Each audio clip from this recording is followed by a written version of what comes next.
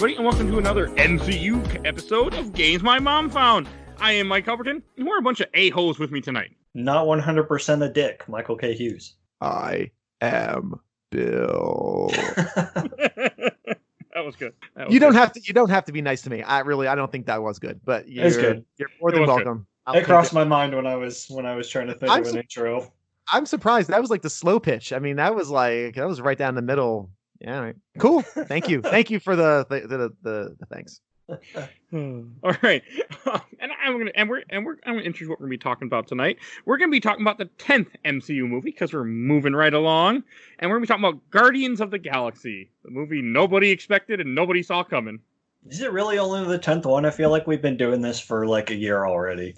I know. We've been doing this since March, I think. Yeah, recording since March. Yeah, recording since March. I mean, when people hear this, it is not going to be July. I can tell you that much. Yeah. So it'll be almost a year for people hearing this. I think we're almost like halfway through the main line. Is that, am I right in that? 22 or 23 movies altogether for the Infinity Saga. So yeah, we're getting there. Just about. Wow. And it's all uphill from here, right?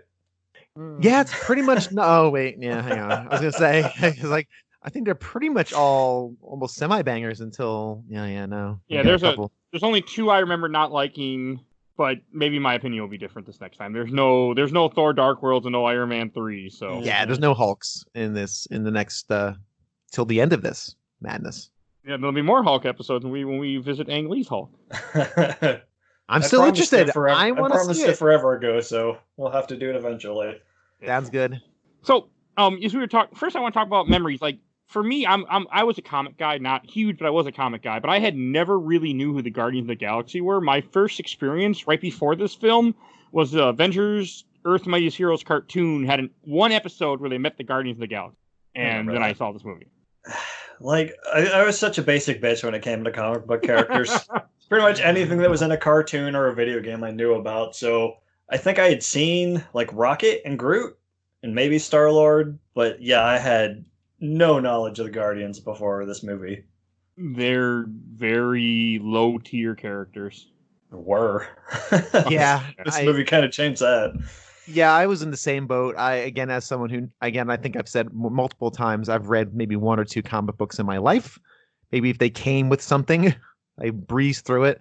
I never heard of this. And I don't think anyone had. And that's kind of the genius of picking this group of heroes to kind of in the middle of the MCU, kind of middle. We're in phase 2 now, I think. Yeah, we're phase 2. Yeah. And I think it's kind of a genius move by Marvel to do that. And I looked at this movie a little bit in context, kind of where we were in the MCU. So you had your Avengers, which I think 3 or so years ago before, which was a landmark movie, watershed. You now have people watching. Was it 2 years only? Yeah, because this is 2014. Avengers came out in 2012. God, man, I keep forgetting that. This is the point where they're releasing 2 a year. So only 2 years before, Avengers makes $1 billion. Everyone in the world is watching Marvel movies now just because of how successful Avengers were, right? So now it's become a cultural thing as opposed to a comic thing, okay? Iron Man 3 comes out, not great. People don't like it. It makes a ton of money because, again, we're all now watching Marvel movies regardless of the quality. Kind of a downer movie. It's a downer a bit. Then you have Thor Dark World. Not a lot of fun to be had in Thor Dark World. Maybe Loki and Thor talking are fun. Everything else isn't great, right? And it doesn't do as well. And then you get Winter Soldier, which is great, but nothing really good happens to that movie either. S.H.I.E.L.D. gets destroyed. I mean, it's not great. The council gets murdered. I mean, it's just, they weren't great anyway. But it's not a fun movie. They're good. I mean, Winter Soldier's fantastic, but it's not fun. So they needed something at this point to bring it back to fun. Like, let's have some fun with some characters that are going to be goofy, going to be a little silly. And this movie delivers on that beautifully. I mean, I've seen this movie probably 5 or 6 times. And it's awesome. I mean, it's fantastic. And we're going to talk a lot of nice things about it. Yeah, no. So this is an interesting movie it's in the lifespan of the MCU and what it needed to do a lot, which we'll kind of talk about as we move forward. Yeah, and like you were saying, this is the perfect time to introduce it because if they had taken a bunch of nobodies like the Guardians of the Galaxy and introduced it in Phase 1, it wouldn't have been nearly as successful as it was. Because like at this point, like you said, they could pretty much release whatever they want, and people are going to go see it because it is such a cultural phenomenon. Yeah, it's insane, and it's quality, and it's a good movie, and it didn't break the $1 billion mark. It made $772 million, which again is nothing to sneeze at. With a $232 million budget, it made quite a bit of cash. But yeah, no, it's it's an excellent movie. It was well timed, I think is the best way to say it. And James Gunn was an interesting choice for a director because before this, I don't think he did a ton of stuff before this. He had done a movie called Slither, which was his directorial debut. It's like of course, you've seen that horror comedy. It's like a horror comedy, right? Is that accurate? Yeah. He did I know it's a horror. I've never seen it, but I know of it. He did Slither and Super, and I don't know what Super is. Yeah, and Super is another kind of like it was actually a superhero movie, kind of a black comedy. I don't know if I ever got a chance to see it. No. It was kind of like in the same era as, what was that superhero movie with Kick-Ass? Kick-Ass, yeah. Wasn't it Yeah, like the same vein as Kick-Ass? Just nobody becomes a superhero because he wants to. And then he gets pegged to do Guardians of the Galaxy, which is just crazy. I mean, crazy to think about. Again, this is Marvel just picking directors out of nowhere and having success. They kept doing it. Now the man's a household name, and he directed 2 Guardians. He's directed the 3rd one already. Well, no, the 3rd one was supposed to be filmed in 2020 or start filming in 2020 due to they fired him because they were stupid. Then he got signed out for Suicide Squad. Then they brought him back because he made tweets back in like 10 years before all this, and he made some not nice tweets. And yep, he got proactively canceled. So it was stupid. I mean, I don't remember the whole hullabaloo, but I do remember he got fired because he said some really crappy things in the past. Yeah, but they knew about it. It was because trolls brought it up and and made it act like it and making a big deal about it on Twitter.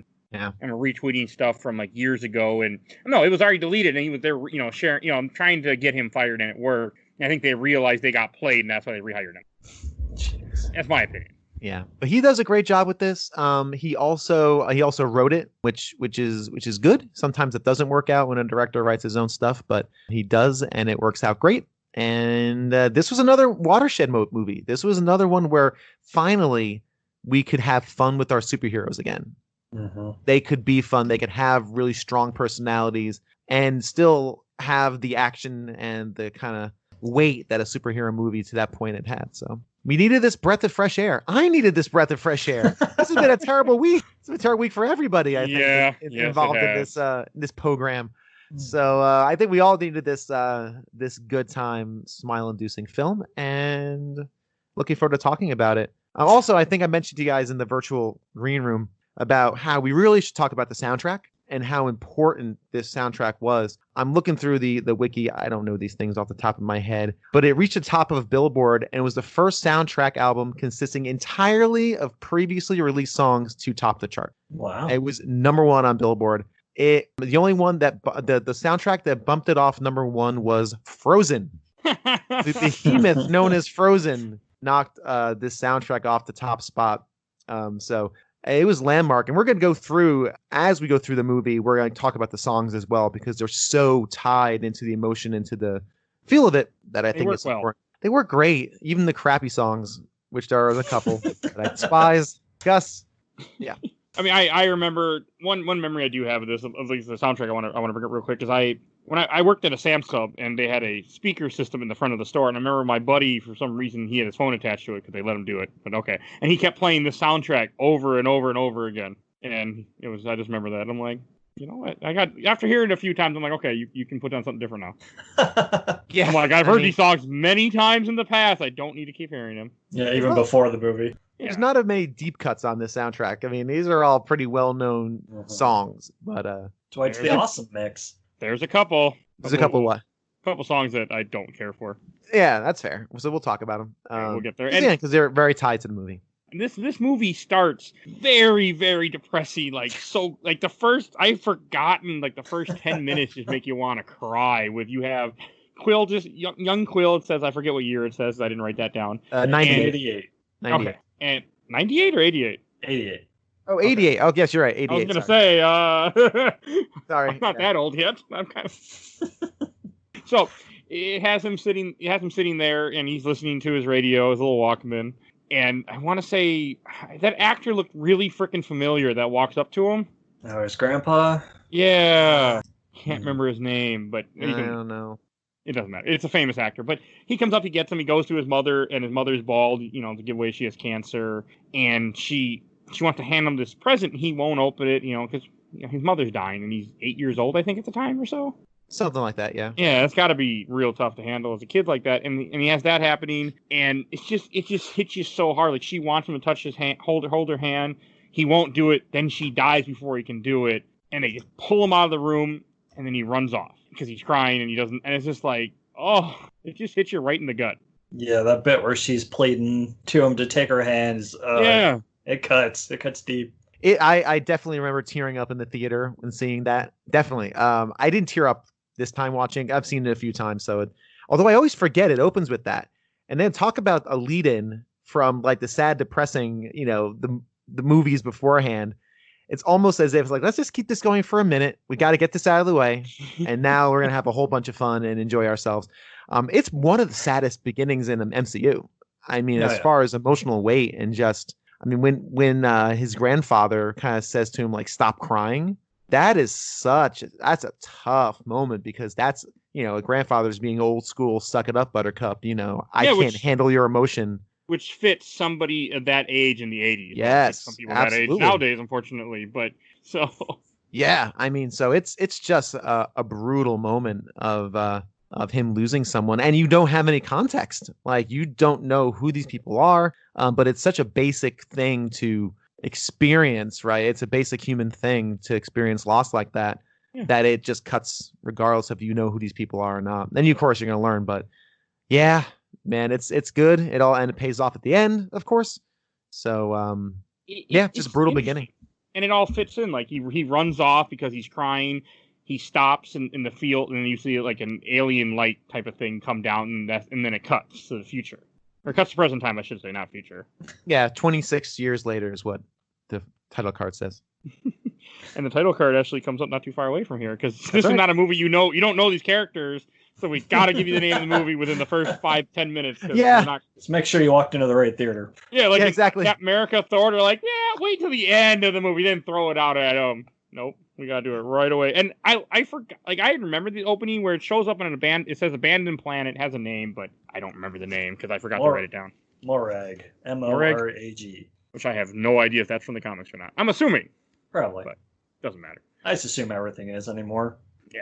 Yeah. I did like the little beginning where you have him just walking, he has a little like hollow map thing, and it's showing like the ruined city, and he's heading to something. Like the movie, you still don't really know what to expect. You have it. The movie hasn't sucker punched you yet, and sucker punch is the word I'm going to go with. And as he starts walking, he's got his hollow map, and then all of a sudden he puts he gets into a part.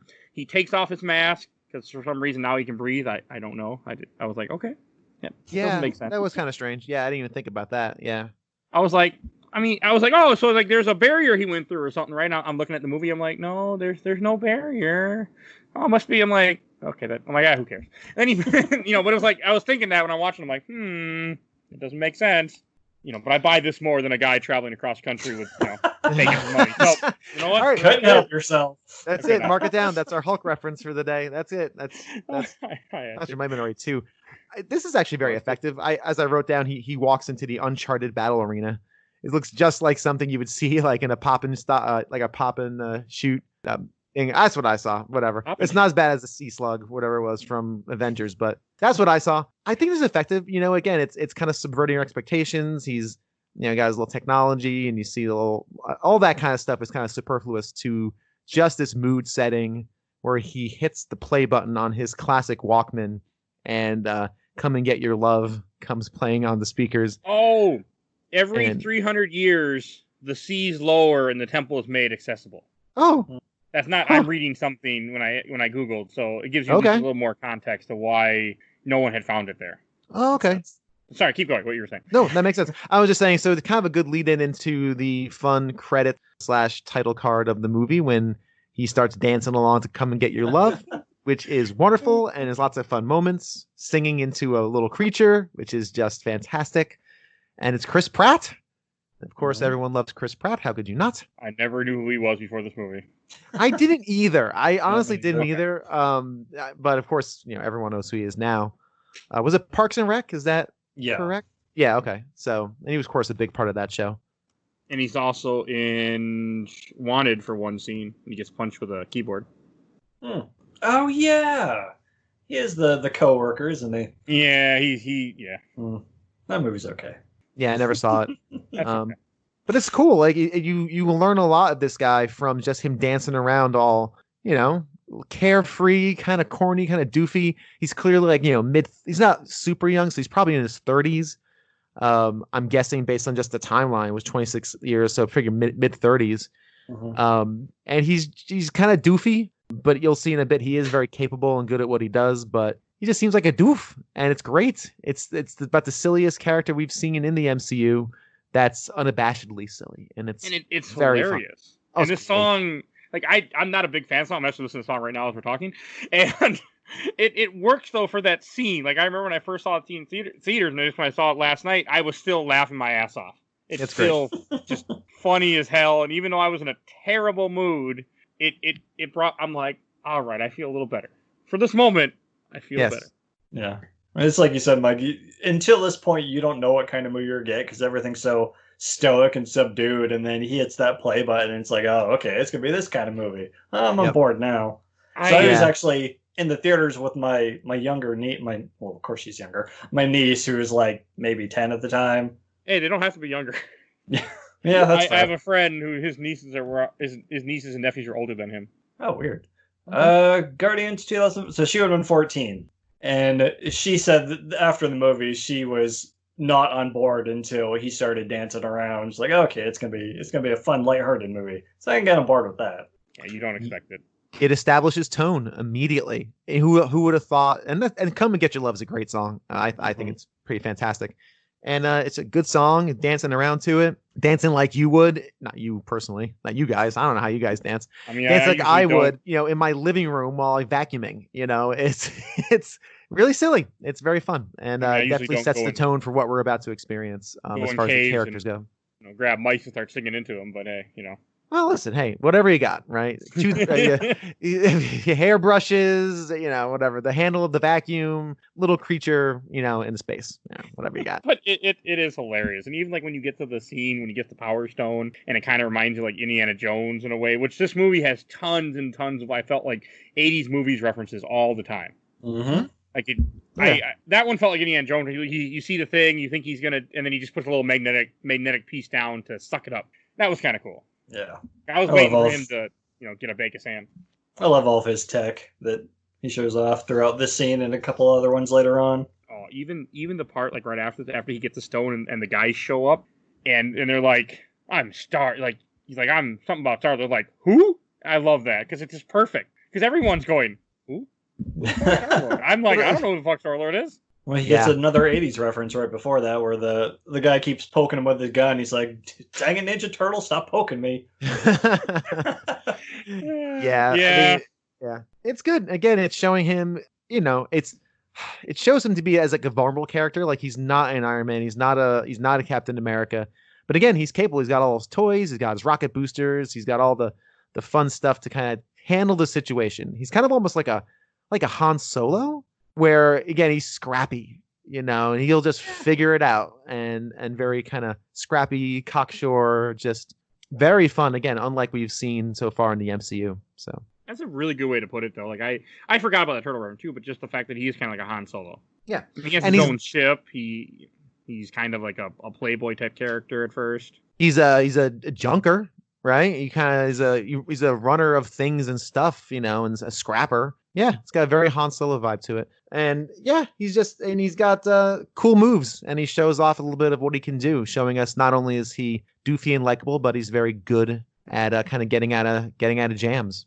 That's what makes this movie so interesting. Like right off in the bat when they're trying to capture him, he breaks free from them real quick, and I don't think you have a song playing, but you just have a bunch of action, and it's just cool. Like you see guys coming up, you see them fighting. I think you have a dumb scene where he gets on the ship and he's trying to get the ship running, and then they're sitting there activating a cannon, trying to put a cannon together. And all I could think of was Empire Strikes Back when they were trying to set the cannon up and they're getting the Millennium Falcon to go. That's what popped in my head. Oh, nice. Yeah. Again, maybe that's what they were kind of going for. That's what it reminded me of, that where you just have the guys coming, they're like, oh, and they just start building it real fast, or like they did that in Mandalorian too. Just that same idea of another Star Wars, like a Star Wars '80s reference, and they love their Star Wars references in Empire Strikes Back right now. So you never know. Yeah, makes sense. I mean, even his ship is called the Milano, probably named after Alyssa Milano, because if he was a kid in '88, it would have been right hot on the heels of Commando in '85. Good call. Also, what year was Who's the Boss?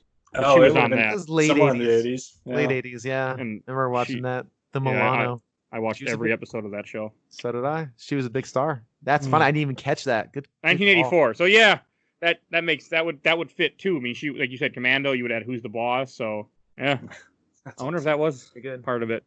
Okay, I guess we answered the question I didn't have. No, that's fine.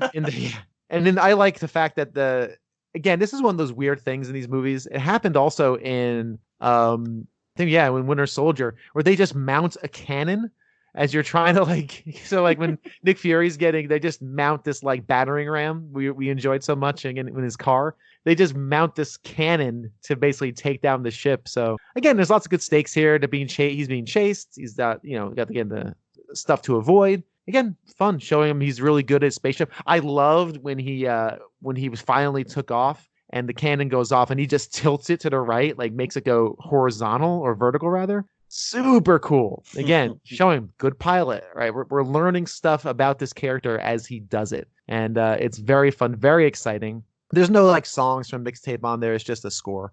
There is a score to this movie, guys. Like everyone forgot about. There's an actual real score that was written by somebody that was not Blue Swede. So yeah, it's pretty good. It's great. It's a little overshadowed by the licensed music.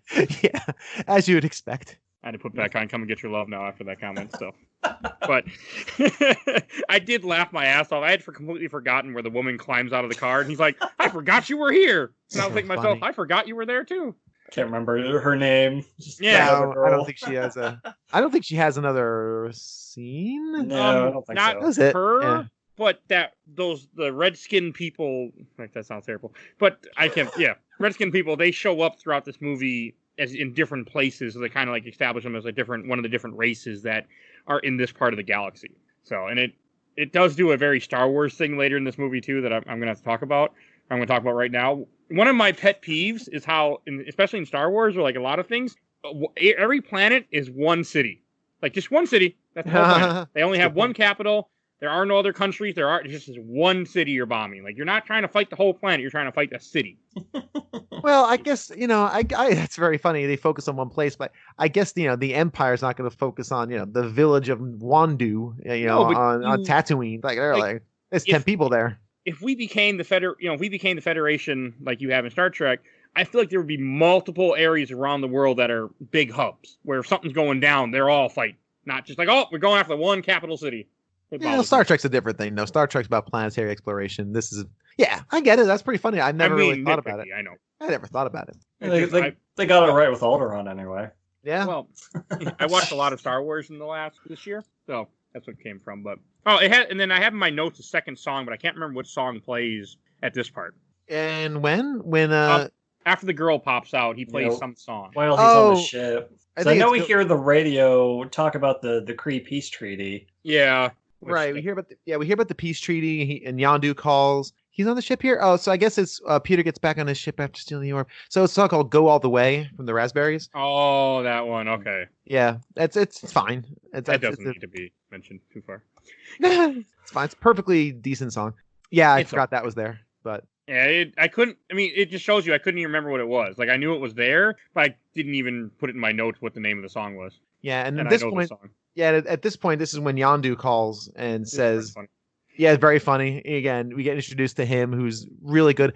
I always, for the longest time, just like Michael, it's just like Mike when he talks about, we say that you have a hard time sometimes saying words. It's just sometimes it's okay. I mean, it's fine. I remember actors. I don't know who they were. Remember, I was saying Terrence Howard was somebody else from the Avenger. Or sorry, from Iron Man. I thought for years this was Woody Harrelson. I can see that. It is not Woody Harrelson. It is Michael Rooker. Is that right? Yeah, Meryl from Walking Dead is where a lot of people would know him from. Okay. Oh, see, I never watched Walking Dead, so that's why I wouldn't know it. He's only in one season. Oh no, he's in a couple seasons, but you don't need to. And he is. My wife kept saying, "Bill, he's not Woody Harrelson." And this time I knew. Every time I've watched it with her, she's like, "Stop with that." But it's not him. It's like so Val Kilmer and Iron Man 3. Oh God, I forgot about that. But no, it's just like I like that part where she's like, "Don't answer the phone," and she answers the phone anyway. Like, that was funny. Like you were talking about the Kree thing. I mean, they go back and forth talking about the Kree War, but it doesn't really, like, yes, it's part of the plot, but at the same time, it doesn't really matter. In S.H.I.E.L.D., they are referencing the Kree more than they do in these movies until Captain Marvel. I didn't get it. I was kind of going through it, and wasn't trying to follow along as what they were saying, but there's not much context. They're kind of giving you the backstory as to why Ronan is so pissed off, basically, but a lot of that flew over my head. I was in the comics. There's the Kree and the Skrull who fight each other. I mean, they're in these later movies too, and they're a big galactic war, and that's kind of what they were referencing, because they were trying to get more space stuff started to go that way eventually, which I'm assuming we're going to be heading in if we ever get Phase 4. So that's kind of how it was. But yeah, no, it's just like it's a really small Easter egg that doesn't really need to be there later on, in my opinion. You didn't need it. Yeah, like Bill said, it's just trying to give Ronan motivation, but. I mean, they've done more with less in previous movies, so. Ronan is another one of those characters I had never heard of until this movie. I had no idea who Ronan the Accuser was. Yeah, and he's not good, so we'll get there too. I don't like him as a villain. I just got. You don't like the way you first see him when he's getting his baptism, I called it, where he's just laying there naked in a pool of black slime from the Alien Covenant movie. It reminded me of. That's fine. That's fine. For the longest time, I forgot his name was Ronan, so I was just calling him Scary Face. And I mean, he had to put makeup on before he kills, so Scary. Well, Face. I mean, listen, put your best face on before you murder somebody with a giant hammer. Please don't. Can't go there looking like a hot mess. I liked how they wiped him down and then threw dirt on him. Right. What? This is the sticky gel for the yellow dirt to go on. It was like they were ritualistic. They actually mentioned he was part of like a more like extremist religious sect, I think, of the what race? He's not. He's a Kree. He's no, Kree. He's not. He's Kree. He is Kree. Okay. And Kree are blue, Skrull are green. Skrull. And was it Skrull? They're not in this movie, but they're not in this movie. Okay, so he's going after Xandar for whatever. Because not this movie because they don't own the rights to them at this time. So did they mention? Skrull... They mentioned. Hang on, sorry. So so let me just back up a little bit. We missed the fact that that Yondu puts a 40,000 credit. Oh, yeah. 40,000 credit bounty on that. So that explains why he's after. Yeah, basically put a bounty on him. I want him back. Because he kind of screwed him by getting the Power Stone. Yeah. So they were supposed to do it together, and he went by himself and did it. Right. So he's but that. So just to cover that base. So back to Scary Face. So yes, go ahead. So normally the Kree always fight the Skrull in the comic. But since Fox had owned Fantastic Four, they owned a lot. Fantastic Four was the first one that really used a lot of space things. So they owned a lot of space things. Like they owned Urgle from Guardians of the Galaxy 2, Fox did, before they made a trade. I want to say Fox owned the Kree too, and they owned the Skrulls. The Skrulls play a big part in Fantastic Four where the Kree don't. I think they made a deal to give them the Kree back and kept the Skrulls for themselves. Till later when they made another deal. This is like a baseball team, like it's so, like trading properties. It's also not very talked about. I mean, I know it because I've looked up the stuff, but they keep it quiet. They didn't like telling people what they didn't own, what they did own. But I mean, people would figure it out based on what was introduced in what books. So yeah, they didn't have access. And the Skrull appear in the MCU. Towards the end, right? The Skrull are in the Captain Marvel movie first. Yeah. That's it, Captain Marvel. And I remember people freaking out about the Skrull, like, oh, they're very important. I'm like, what? Yeah, there's the whole storyline of the Skrull invasion where a bunch of Marvel characters were actually Skrulls in disguise. So they kind of hinted that in the Captain Marvel trailers, but it didn't really pan out the same. That's interesting. Anyway, so Scary Face clubs a dude with a giant hammer. Man, does he? That's Boy. just like Gallagher smashing a watermelon. yeah, pretty It's brutal. brutal. Yeah. I didn't like it, but I figure you might. Come on, listen, who are you talking to? Yeah, no, I know. I went yay. That was my I'm like, answer to oh, that. I'm glad they kept going. I just had hammer time written in my notes. Hammer time. I can't. I want to hear the song, but I can't figure out how it goes. Oh, hammer. That's very good. So we basically learn about Scary Face, and I don't think we see. So we see Gamora and Nebula. Yeah, and this is like one part where I feel like they didn't really like plan out everything exactly. Like you have Gamora and Nebula working with Ronan because Thanos put them there to work with him, but Thanos doesn't. I didn't like this part because it feels like they even realized they made a mistake. Because at the end of the movie, they try to change it too. They kind of go like, Drax like, oh, I killed Ronan, I avenged my family, but it was really Thanos. Yeah, I know. Get there, but it just to me kind of felt like they didn't really know what to do with the villain in this movie, and they weren't willing to give them, they didn't want to use a big villain. Like Ronan's not a big villain. Yeah, and he's not very good. Because his only motivation is he's subservient to Thanos, so but that's really all he is. He's just kind of one of Thanos's henchmen, even though he has a fancy castle with goopy lays in. But it just seemed like he was a henchman that tries to get over on Thanos, which is silly in retrospect. Kinda, but he's not, in my opinion. But that's how they. Yeah, that's how I kind of paint him. I don't remember him really. Any other exposition about him being this all-powerful, wannabe god, like he thought he was going to be with the Power Stone. So for me, it was just like, okay, this guy's got a creepy face. He's super overacting. Like, whoa, rein it in there. Hang on. Yeah, you are not wrong. I forget what actor plays him. I want to say, I'm looking at the list and there's no context to said list. Is it Lee Pace? Yeah, I think so. Yeah, it's hard to tell because if you click on the actor, like, well, he's not blue, so I can't tell in the picture. But he played Ronan. Yeah, he's in a lot of stuff. This is hard to recognize anybody because, you can't really tell. He was in The Hobbit, The Battle of the Five Armies, just Thranduil. Oh, he's the main character in Pushing Daisies. Never good seen show. it. It's pretty good. Either. And he's in Wonder Falls, which is another good show that no one knows about. Okay. Never heard of that either. We'll talk about it later. Okay. Off camera. But yeah, just like a working actor. I just think he's super over the top in this one. Like, whoa, daddy, rein it in. Yeah, but, I agree. Like it doesn't need to be, but I guess because he's playing a heretic type, or not a religious zealot, not heretic, religious zealot character. Maybe that's what they went for. But yeah. I don't know. I mean, you do get introduced to Gamora. Gamora is another character that I had no idea who the fuck she was either. I didn't know any of these characters. Right, no one did. And I mean, to me, it just felt weird that, like I was saying before, that he had them with him, even though I guess he's to me, it was just weird. And when he sends, Gamora and then volunteers to go get the stone, she had no loyalty to Ronan. And I feel like Thanos wouldn't have wanted anyone else to have the stones but him in the first place. Like, I can't see him being, go get the Power Stone and give it to him, and then he'll give it to me. Just give it to me. And that's why I feel like they weren't exactly sure what they were doing at this point with some of the plans. Maybe I'm just looking at this too deep and I shouldn't be. But either way, Gamora looks cool. Nebula looks cool, even though I had no idea who she is. But I really like what they do with her character as things progress. I thought for sure the first time I saw this that there was Rachel Lee Cook was Nebula. Rachel Lee Cook. Why does that sound really familiar? She's all that. Do anything for you? No. She's like the female lead in that. You've recognized her. Yeah. Google will tell me everything I need to know. Yes, Mike won't, yes. So. Consult the Google, the Oracle that is Google. The intro to Gamora and Nebula is good. She clearly, like you said, the fact that she's working against Ronan is really well hidden. Clearly they both are capable and strong warriors of sorts. So this is good. Just get more setup. We're getting everything going. Really? You referenced the 1999 movie She's All That with Freddie Prinze Jr. That was what you're giving me? Yep. Wow. Yes. Freddie I'm sorry. I was all of a sudden, I'm like, huh. And I looked, I'm like, I saw the cover. I'm like, really? That's okay. Yeah.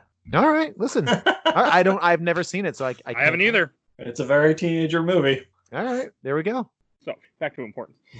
And I do love the way that how Rocket enters in this movie. Like you have him looking through the camera trying to find a bounty or something, which fits Rocket. I mean, I didn't know who Rocket was really, but that's going to be said a lot in this episode. And I do like you get the Stan Lee cameo where he calls him a pervert or something. He's like, look at that guy. Yeah, it's cute. He's like Where's talking your about wife. Yeah. It's funny. It was funny. Actually hear what he says. He says something like, "Do you like cartoons?" to this young girl. That's good. It's very funny. It was actually his idea to get Marvel into the cartoons and move to California. Oh wow, that's awesome. Okay. Because he wanted to move to California, and this way they would pay for it. Hey, that's what it was. Like he said in interviews, he said, "I wanted to go there," and I was like, "Hey, I get to move there," and so that's all it was. Cool. Yeah, I mean, how do you guys feel about the performance? We'll just talk about Rocket and Groot since they're both introduced here. Bradley Cooper and someone I don't remember, but Vin Diesel. Oh, it's right. It is Vin Diesel. Yeah, Vin Diesel's Groot. Yes. Bradley Cooper is completely unrecognizable as Rocket. Like every time I hear it, I cannot hear Bradley Cooper in there anywhere. Nope. He's fantastic. I really like Rocket as a character. You get a little more depth from him. At the very beginning, he's just a jerk and he's just mean and in for himself. And clearly he's really even in this scene when he sees the little girl. I forgot exactly what he says. he makes fun of a little. You think it's cool to get help? Walk by yourself, you little gargoyle. That's right. Very funny, but in that kind of mean-spirited way, and it's just playful enough to not really hate the guy. And clearly, he's a no good Nick. And Groot is just so lovable and dumb from the very minute he's drinking out of the fountain and just denying it. Yeah, exactly. Funny. I forgot, but that scene really was funny. Yeah, really. I liked all this part, and then when Rocket sees Quill's bounty, he's like, "Oh, 40,000, we'll be rich for a little bit," or something like that. It said, but it's all hilarious. Yep, just looking up for bounties and seeing Quill, and he's like, "Yep, I got a nice little payday. Oh, we're gonna be rich." And what begins a really fun game of one-upmanship, where each gets so then he's battling against Quill, and then Gamora gets in there and starts battling everybody, all kind of fighting for the stone. Have we had the scene where that's right before he goes to try to sell the stone? That's when we find out where he says it's Ronan is after it, and the guy kicks him out of there and is like, nope, not dealing with you. Yeah, basically he's like, yep, not having that happen. And that's when he comes out and meets Gamora. Again, being Quill, kind of starts talking her up a bit. Well, when he first sees her, I shouldn't say we, but he first sees her, I think she's either eating something or like has something in her mouth, and she's just like very innocent. Cutting up an apple with a pocket knife or something. Okay. Yeah, that pocket knife is going to pay off? In like 4 movies. Shit. 4 movies. Good catch. I didn't catch it until you just said pocket knife. I'm like, wow. Yep, didn't piece it together. Yeah, it wasn't. Good job. I do like it when he tries to sell the orb and gets kicked out. And then that's when you're talking about you have the one-upmanship where it goes back and forth, them trying to beat each other up and catch Groot and fighting, or not catch Groot, catch Quill. It's hilarious. Like, it works. It's a nice little action scene. Get to see more of Quill's awesome tech with like the tripwires and the rocket booster that he puts on Gamora. Which is so clever. Again, very think on his feet. Clever. Again, I'm going to say Han Solo 100 times. I'll stop. No, you're right, though. It's true, right? Again, he has his little gravity thing that he sucks up the. Is that in this part too, where he has a little gravity thing that he sucks up the stone with, or is that later? That was earlier on Morag. Yeah, we didn't talk about it where he sucks. That was earlier. Yeah, he uses that again to suck up like 3 of the unnamed soldiers. It's fun. Each one getting the upper hand on each other. So again, it's showing they have different skill sets. Rocket just has giant guns that he pulls from nowhere. Also, there's a scene in here. Was this in 3D? Because there's shots in this movie where I could swear they were done for 3D. Oh, probably. This would have been like right at the height of 3D, I think. This would have been 3D was the new hotness. And there are shots like when Rocket pulls out his giant gun that kind of flips out, it kind of flips out longer and longer. That shot looked like, okay, that's for 3D. So we can like see his awesome gun in awesome 3D, which isn't that awesome. But I just kind of wanted to make that point. Like, I was curious about that because there's a couple of scenes, especially with Rocket for some reason. And this is a great scene. It's fun action. Everyone trying to get one up on each other. And finally, I forget who wins, quote unquote. Well, they all get arrested. No one does. They put him in the bag first, and you have within that scene. Also, we have to mention Groot gets his arm cut off by Gamora. Both of them. Another Empire Strikes Back reference. Oh, there it is. If you really want to I gotta stretch mention it. if you want to stretch, phase it could two. be. Oh, sorry. If you want to be a stretch, it could be a Monty Python Holy Grail moment too, where little John Cleese. I know what you're talking about, but I've never seen it. You know what? I mean, listen. If you had a point value, it would have dropped 10 right there. Come on now. It's been on my list to watch for years. I just never got around to it. That's a classic. Anyway, I'm kidding. No, you're fine. I know I should watch it. I just don't care. But this is also when you have them they get arrested by the Xandar government police. Yeah, the Nova Corps. The Nova Corps. Okay, this Wreck-It Ralph shows up. Yeah, you're right. Wait, who shows up? John C. Reilly. Oh yeah, Wreck-It Ralph. Awesome. John C. Reilly is more than Wreck-It Ralph. He is fantastic. He's a wonderful actor. Magnolia, he's great in it. He plays the bumbling cop who tries to save the emotionally save the drug addict. And it's just whenever he talks, all I hear is Wreck-It Ralph. That's fair. And Wreck-It Ralph is wonderful too. First one is, yeah. Yeah, agreed. Never saw the second. There's 2 good scenes in it. Oh, really? Well, it's pretty harsh. I don't need to. It's not as good. It just doesn't have the same match. But we're not here for that. But no, I always have to bring up because every movie there is a reference for Empire Strikes Back. Someone getting their arm cut off for some dumb reason. Yeah, so, I think I even mentioned in Winter Soldier that I couldn't think of who got it in this one. Yeah. It's exactly. Ant-Man's another one that you won't see coming, but we'll get to that in a couple of weeks. But what I do want to say is with the Nova Corps, for those that don't know, when you think of Nova, you think of Nova's a Marvel character that puts on a helmet, has the same 3 stars, and it's like a human bullet type of thing. Is one way to put it. Very, very powerful character, and they never have him in this movie. Like I always thought they were going to. Like that was when, and I think they maybe tease him a little bit, but they never show him. Yeah, I don't think he's ever been mentioned in the MCU. Like, how do you have Nova without Nova? It doesn't make sense. It's like making a Venom movie without Spider-Man. That's interesting. That's interesting. I never thought of that character. I never heard of that character. I just know the PBS show about science, Nova, when I was a kid. But that's interesting. Okay, cool. Yeah, so maybe that's something that'll be addressed in the next phase. Supposed to be. I think he's been mentioned. He's supposed to be in Guardians of the Galaxy 3. Again, 3 kind of got messed up because of they fired James Gunn and rehired James Gunn because of all the issues they had. Right. So it's hard to say what's going to happen with that. Well, I'm saying, does somebody else own him? Does Fox? No, they own him. Does the WB own this guy? Like they just bought him at a garage sale. Like, okay. This Nova thing for $1,000, I guess. It's all because in the 90s, Marvel was going bankrupt, so they were just selling off all their properties to try to make money to stay afloat.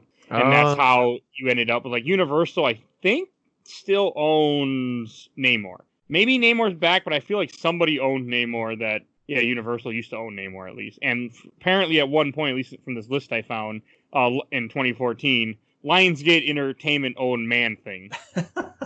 They can keep them. Wow. Yeah, that's right. Marvel can just send some guys over with some baseball bats and track pants and just be like, "Hey, bring him over." This is also like when you first see the Nova Corps, which are just like people that wear a suit and are police officers apparently. And it's also when you have a little bit where they're talking to Kree, and you have Gwyneth Paltrow. No, not Gwyneth Paltrow. God, what the hell is her name? Gwyneth. I know it, but I can't think of it. Glenn Close. Am I off? Glenn Close. Wow, I was off. Yes, Glenn Close. Talking to the Kree guy for no reason. Yeah, it's a scene. I know. I like this movie, but like I said, I'm being nitpicky today. That's fine. I mean, she's fine. They kind of set up what the Nova Corps is, and they're clearly panicked about Ronan, which is rightfully so. I'm trying to remember what the so that's right. I wrote down the Korean, the whatever people want to help. I'm like, I don't.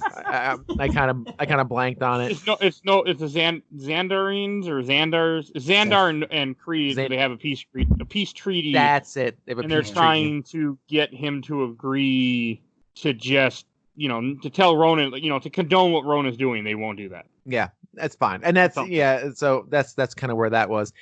Again, a lot of the backstory between the Kree and the Xandarians and unnecessary.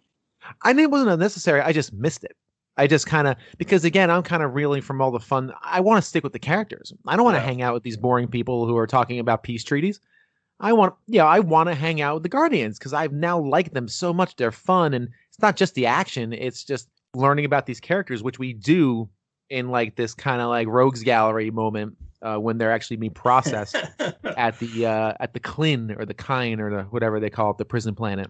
I forget the name of it, but yeah, you have the mug shot with the background info part. That's funny as hell. That's still funny. Yeah, it's pretty great. I mean, that's when they have that line. What a bunch of a-hoes. Yeah. Yeah, it's very funny. I couldn't do the British accent, but it's funny. It's Pete from Shaun of the Dead, the Simon Pegg's roommate that turned zombie. Yeah. Yes. Oh, that's cool. I love that movie. That's fantastic. Very cool. I do like the part when you have Star-Lord and he's winding his hand, like, oh, and he flips him off. It's like, oh, I didn't know that was gonna happen. Like that's funny. I wonder if that was ad-libbed or not. Like, I wouldn't be surprised. Yeah, I wouldn't be surprised. Yeah, he's got comedy kind of chops like that. Yeah, I wouldn't be surprised if that was him just messing about. Really funny. When they send him to prison, like, all that's funny. You see the guard with the Walkman. He's listening to it. He's like, hey, put that down. And I really love this part where the guard has the Walkman that was his mother's, and he goes to attack the guard. He goes after the guard, and they start playing "Hooked on a Feeling" while he's getting shocked. They start shocking him, and you hear "Hooked on a Feeling." It's great. No, that actually made me gag because that song is horrendous. That song is. It's not gross. It's just unnecessary and doesn't need to be on this planet. So why don't you like it? Is there a reason? I'm just curious. No, it's not offensive. It's just crappy. Like, listen, no song should begin with ooga chaga, ooga chaga. Like, no, it's not a lyric. It's not a sound that anyone should make. Yes, no, it's just bad. It's really stiff. It's a very stiff song. They sound like they're trying to have fun when they're really not. It's kind of like, it reminds me a lot of, and the next song that they play on the soundtrack is exactly this.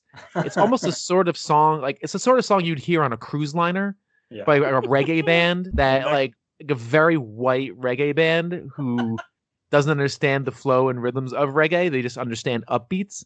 And I don't know, it's just not good. I don't know why people like this song so much. It's really bad. I only like it because of this movie. Like, that's really feel, Bill. I know, yeah, sorry. I'm listening to it right now. I just dislike the song so much. I don't know why. It's just an irksome song. I don't know. Way too many times. And my buddy, this is like I was talking earlier, he kept playing this song. I kept hearing, I'd be off doing something, I walk over and I hear Ooga Chaka. I'm like, oh, damn it, here we go again. The song is kind of like if you ever buy like discount Christmas music from no-name people and they try to play like Jingle Bell Rock, but instead of playing it with a little bit of swing to it, it's Jingle Bell, Jingle Bell, Jingle Bell Rock. My mom had a tape like that where it was like Country Christmas. And it was all these songs by no-name people covering, classic Christmas songs. And there was Jingle Bell Rock. And it was the whitest rendition of Jingle Bell Rock, like, wow, like beyond Christian contemporary. Like, it was really just horrendous. And that's what this song is. I don't know why people like it. People only like it because it's ironic. That's really the only reason I think people enjoy it. Because you can't enjoy that melody or that Ooga Chaga at all. Just bad. And it's a cover.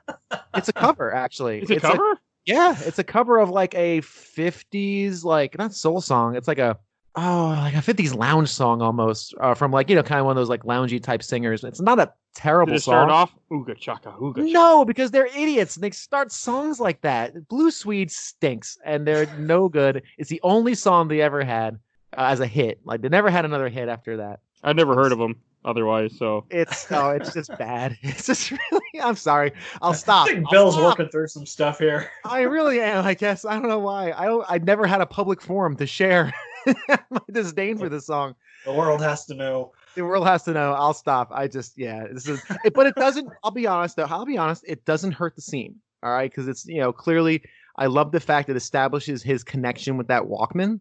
Like, he is willing to go through lengths to get that back, as we learned a little bit later. And it works for the scene, and it definitely works for his personality and what that does. But as far as a piece of music, it is just. You're not wrong. I'm looking through their music. I don't recognize any of these songs, and I listened to 70s music a lot when I was a kid.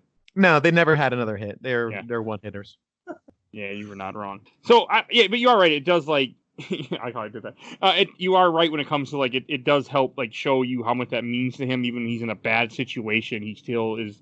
When he should be worried about himself, not worried about an item, but it means so much to him because it was a gift from his mother.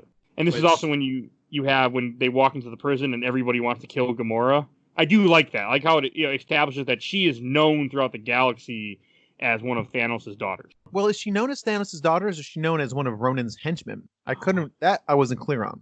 That is a good. Ronan is not as bad as they make him seem in this movie. Well, in this movie they make him seem like an absolute horrible monster that just goes through. I mean, he's bad, but he's not Thanos, who went around and has destroyed worlds and has a giant army. Yeah, Ronan's got one ship. But we don't know what Thanos is yet. Like we still don't. And from a moviegoer standpoint, who doesn't know the MCU, like you don't know what he is. They keep that card close to them too for a long time. They do. You also got your sexy Chris Pratt moment, and there's always one.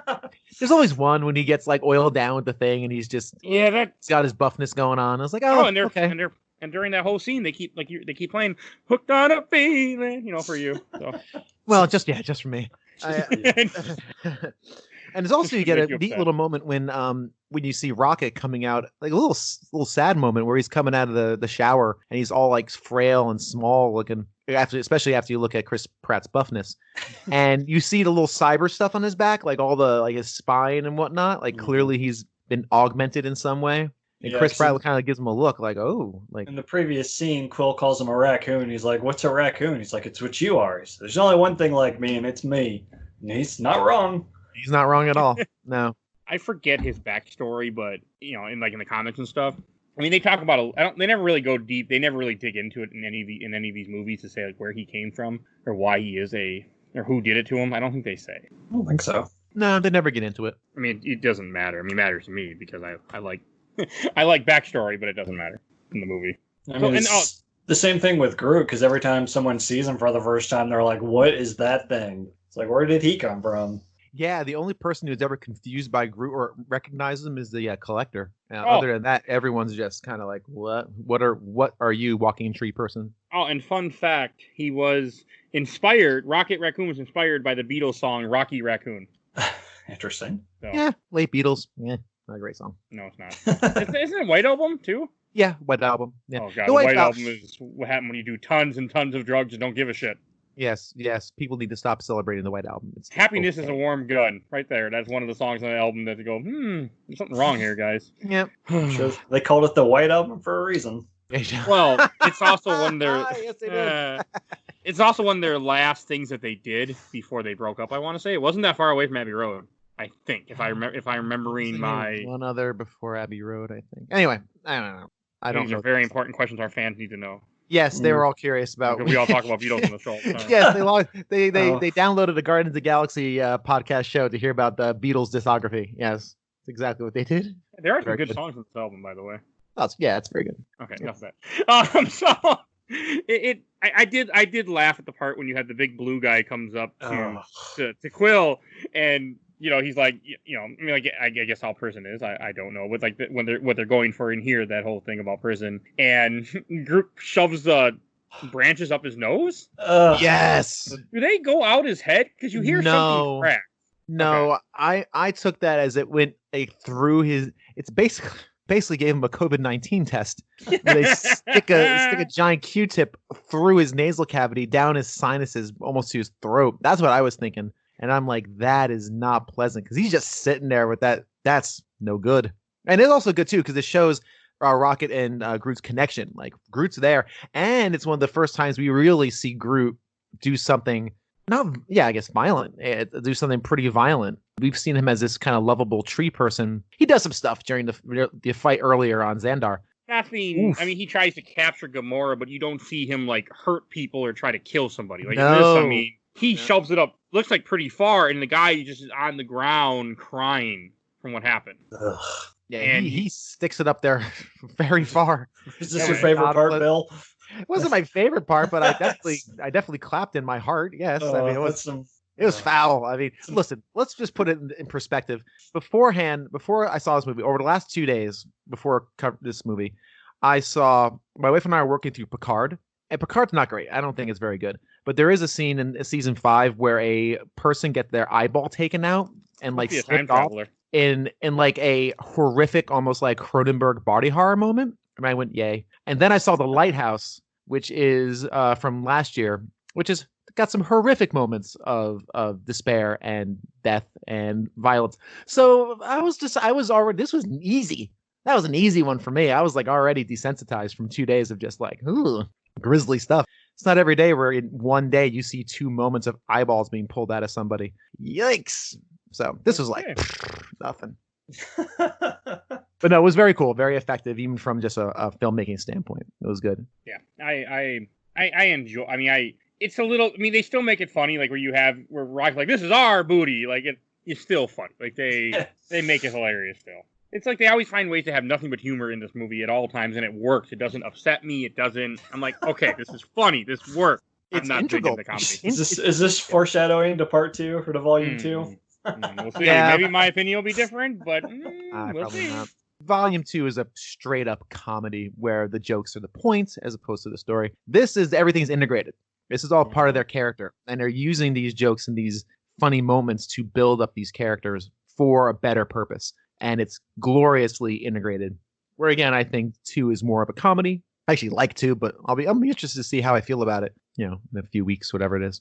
I'm curious too, because when I last saw it, I didn't have positive things to say, but we'll see what happens. That's where I fell on Ragnarok. I felt like they tried to shoehorn in too much comedy, so.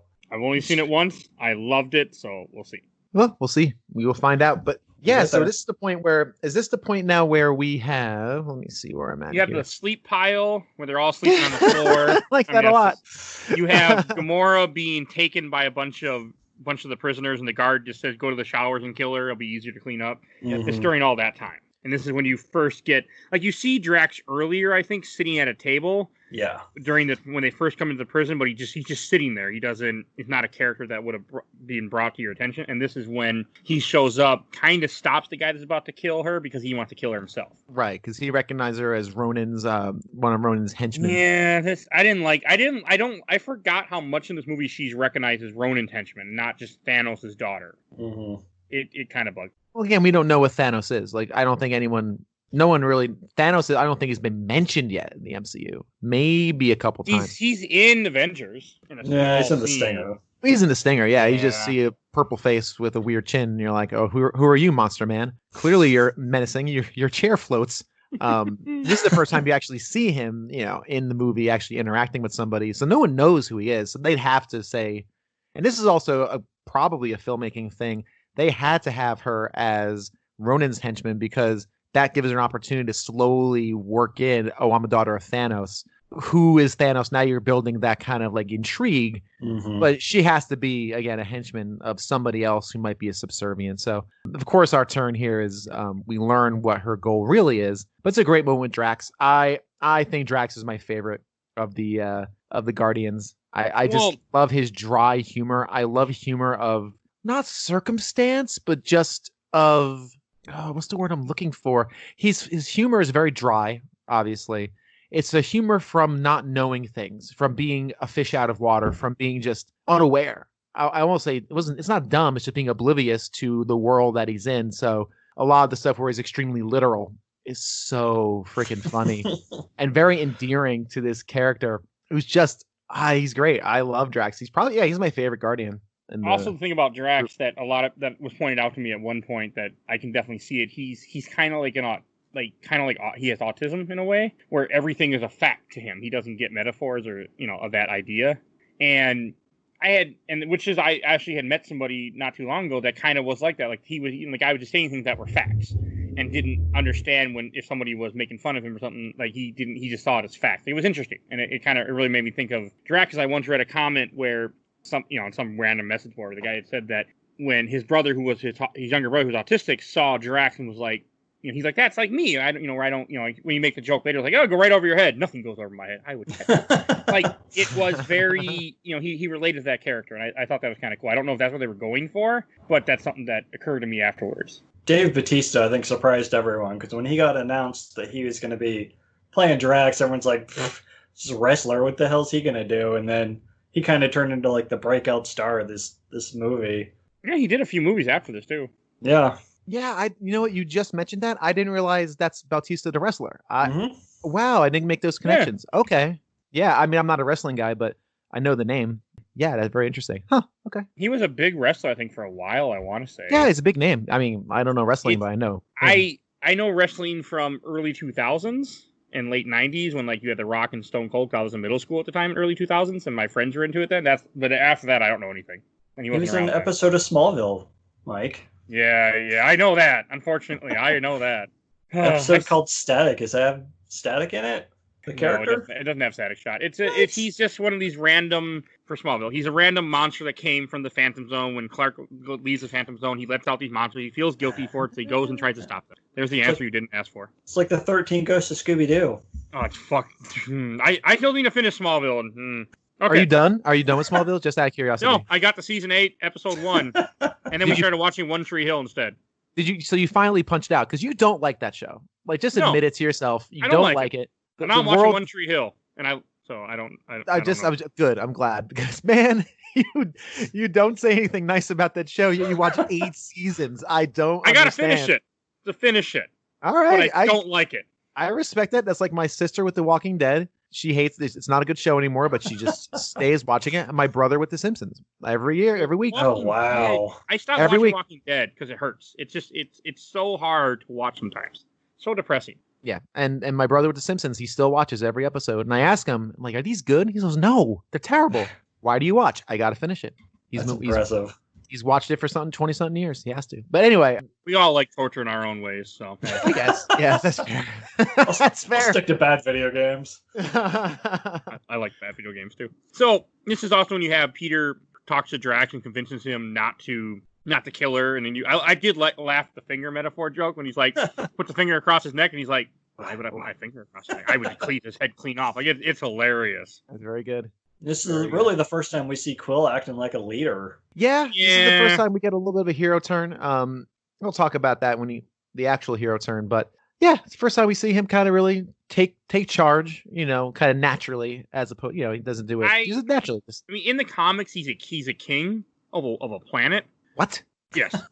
the one of the continualities that's I think Maine or something. He's a king of a planet. His father was a king, and he becomes a king. Well, we didn't even mention this. I don't mean to go back to the very, very beginning.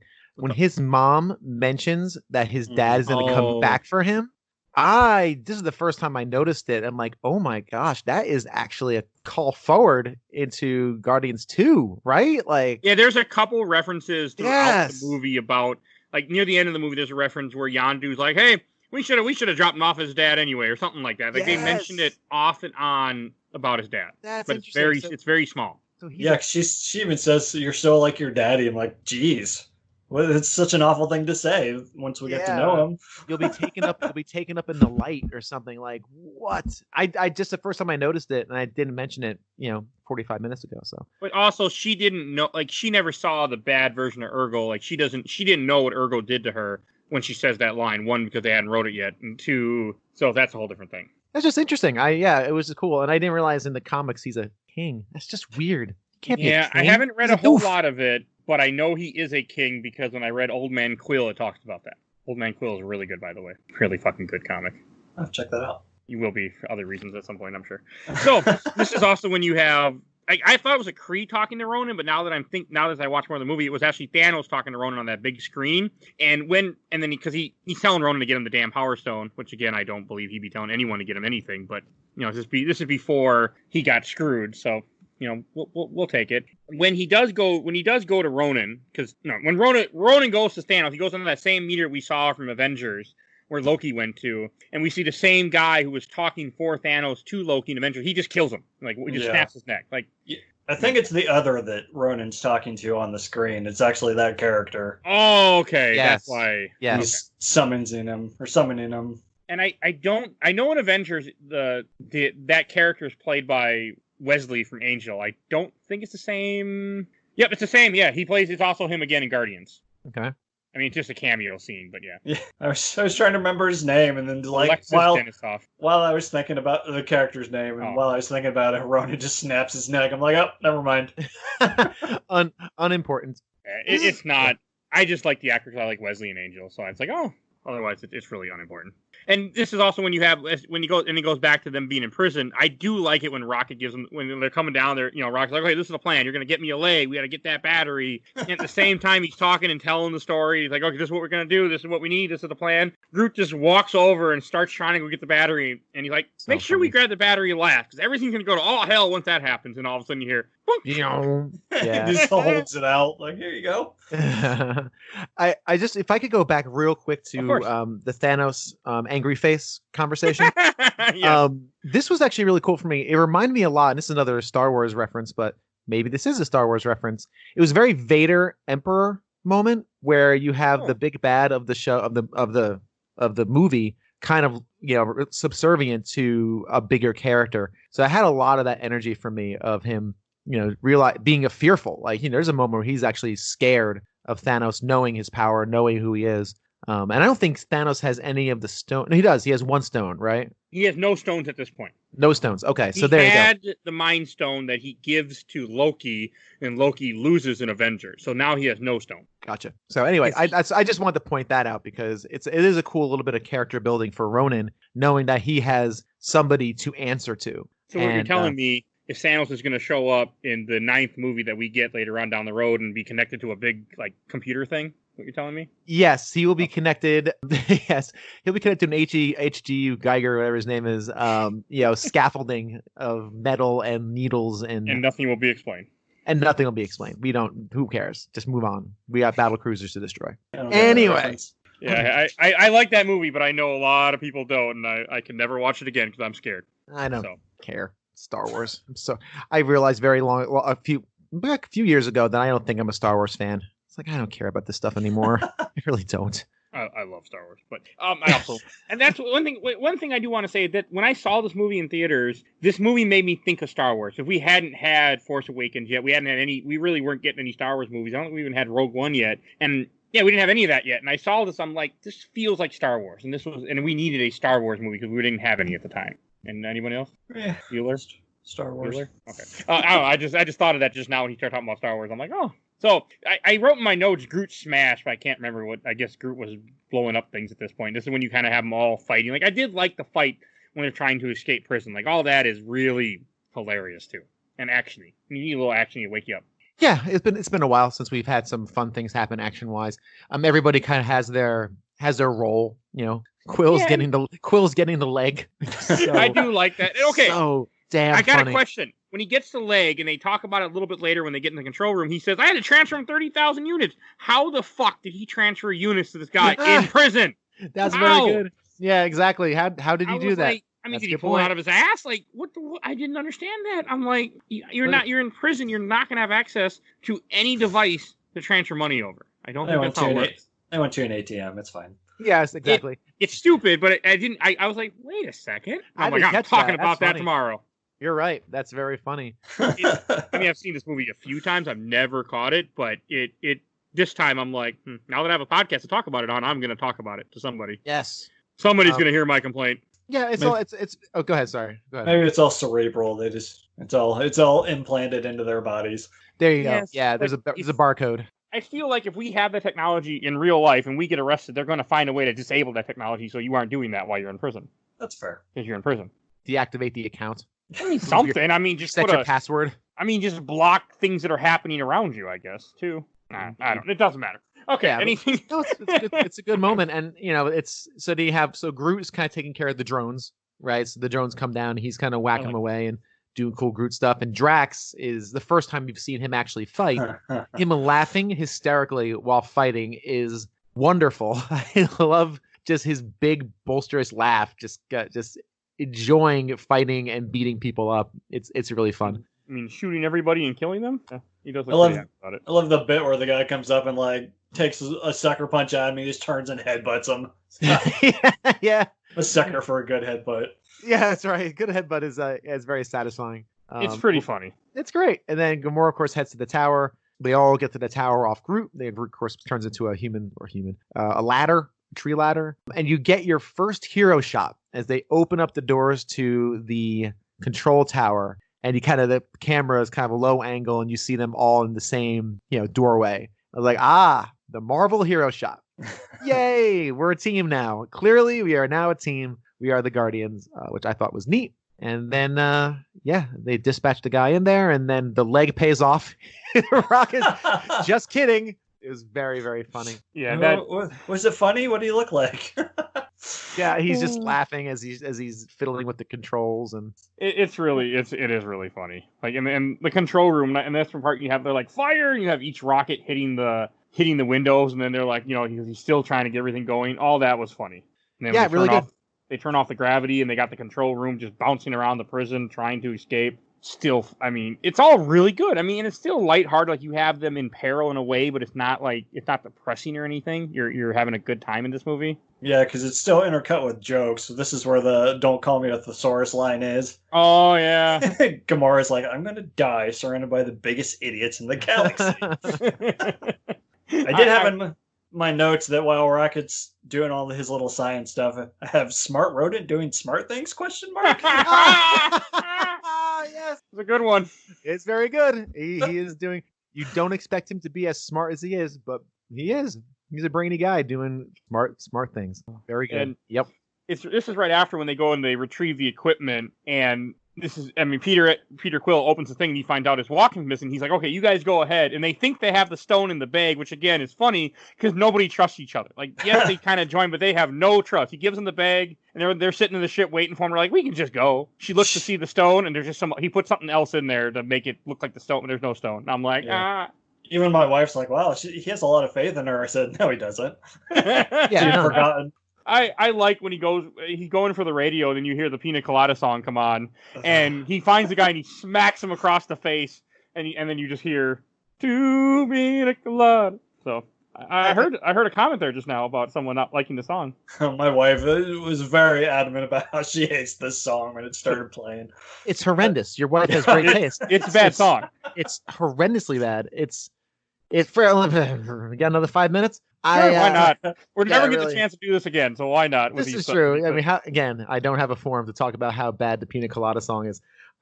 First though, I do like the fact that they don't trust each other, because why would they? If they did, it would be too quick of a turn. And I think the main reason why is that they're all in it for a physical thing. They're all in it for money. They're all in it for the stone. All in it. They're in it for themselves. They're all murderers too. What's that? They're all murderers. Well, yeah, they're not pleasant people, but they're not. The only Gamora is an assassin. Rocket is definitely a murderer. Groot is a bodyguard murderer, probably.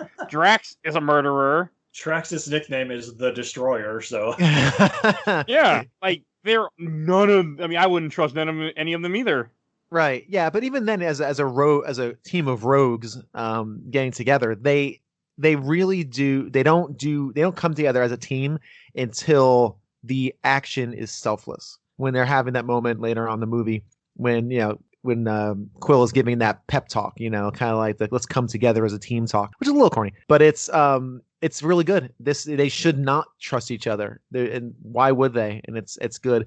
The Pina Colada song, that is that's another very bad song. There's a term called yacht rock. And that is yacht rock. That is the sort of thing you would hear on a expensive boat in a marina, piloted by late 40s, early 50 somethings, thinking that this is just a perfect soundtrack to their Mai Tais. It is a terrible song. Have you ever listened to the words? Listen to it right now as we speak. Yeah, don't. Why would you do that to yourself? Do you know what it's about? Because you get swept away by that lazy Carnival cruise thing. It's a song about a guy who's searching personal ads, looking for some strange on the side, finds some strange on the side, and realizes when he meets said strange, it's his wife. And they go, oh, how funny. See, we were both trying to be cheaters, but it's really we were looking for each other at the end. It stinks. I know, it's not I think I was in high school or something when I'm like, wait a second. Yeah, this is not a good song. No, about two very bad people finding each other, I guess. And she's like, I never knew. It's cheesy and bad and played with this cloying, cheesy, kind of cheeky smile. Isn't this fun? It's not fun. Hey, he did good for himself, considering he was a Detroit cop, and then he went on to make these songs. So, hey. Well, get back to the beat there, Sunshine. Stop making music. Don't do that again. I think this is also the same art to 2 Tickets to Paradise, right? I want to say. No. Is that not Rupert Holmes? Or am I thinking of No. someone else? I think of somebody else. This was his another one, his only hit. Okay, no, because the guy who did then Two Tickets to Paradise, he's the guy who was a Detroit cop then, I think. Okay. Well, it doesn't matter. Still, no one's here for Music Facts, including me, apparently. Yeah, anyway, bad song. Not a bad person. I'm sure he's a pleasant fellow, but not a good song. But again, it kind of fits the moment. The movie works with that sound very well. Like the scene of him, cruising back to the ship in space with his mask on has a kind of flow. It matches the scenes very well. It's utilized well, but it's just a bad song that's utilized well. So, but yeah, that's all I got on it. That's all I got. It's interesting. Now I get to learn about your feelings about some 80s music. Or 60s. Well, this is 80s, right? This is like late 70s, early 80s. And I agree, it's a bad song. I've heard it many, many times, and it's just kind of there. But yeah, it's not. Mm-hmm.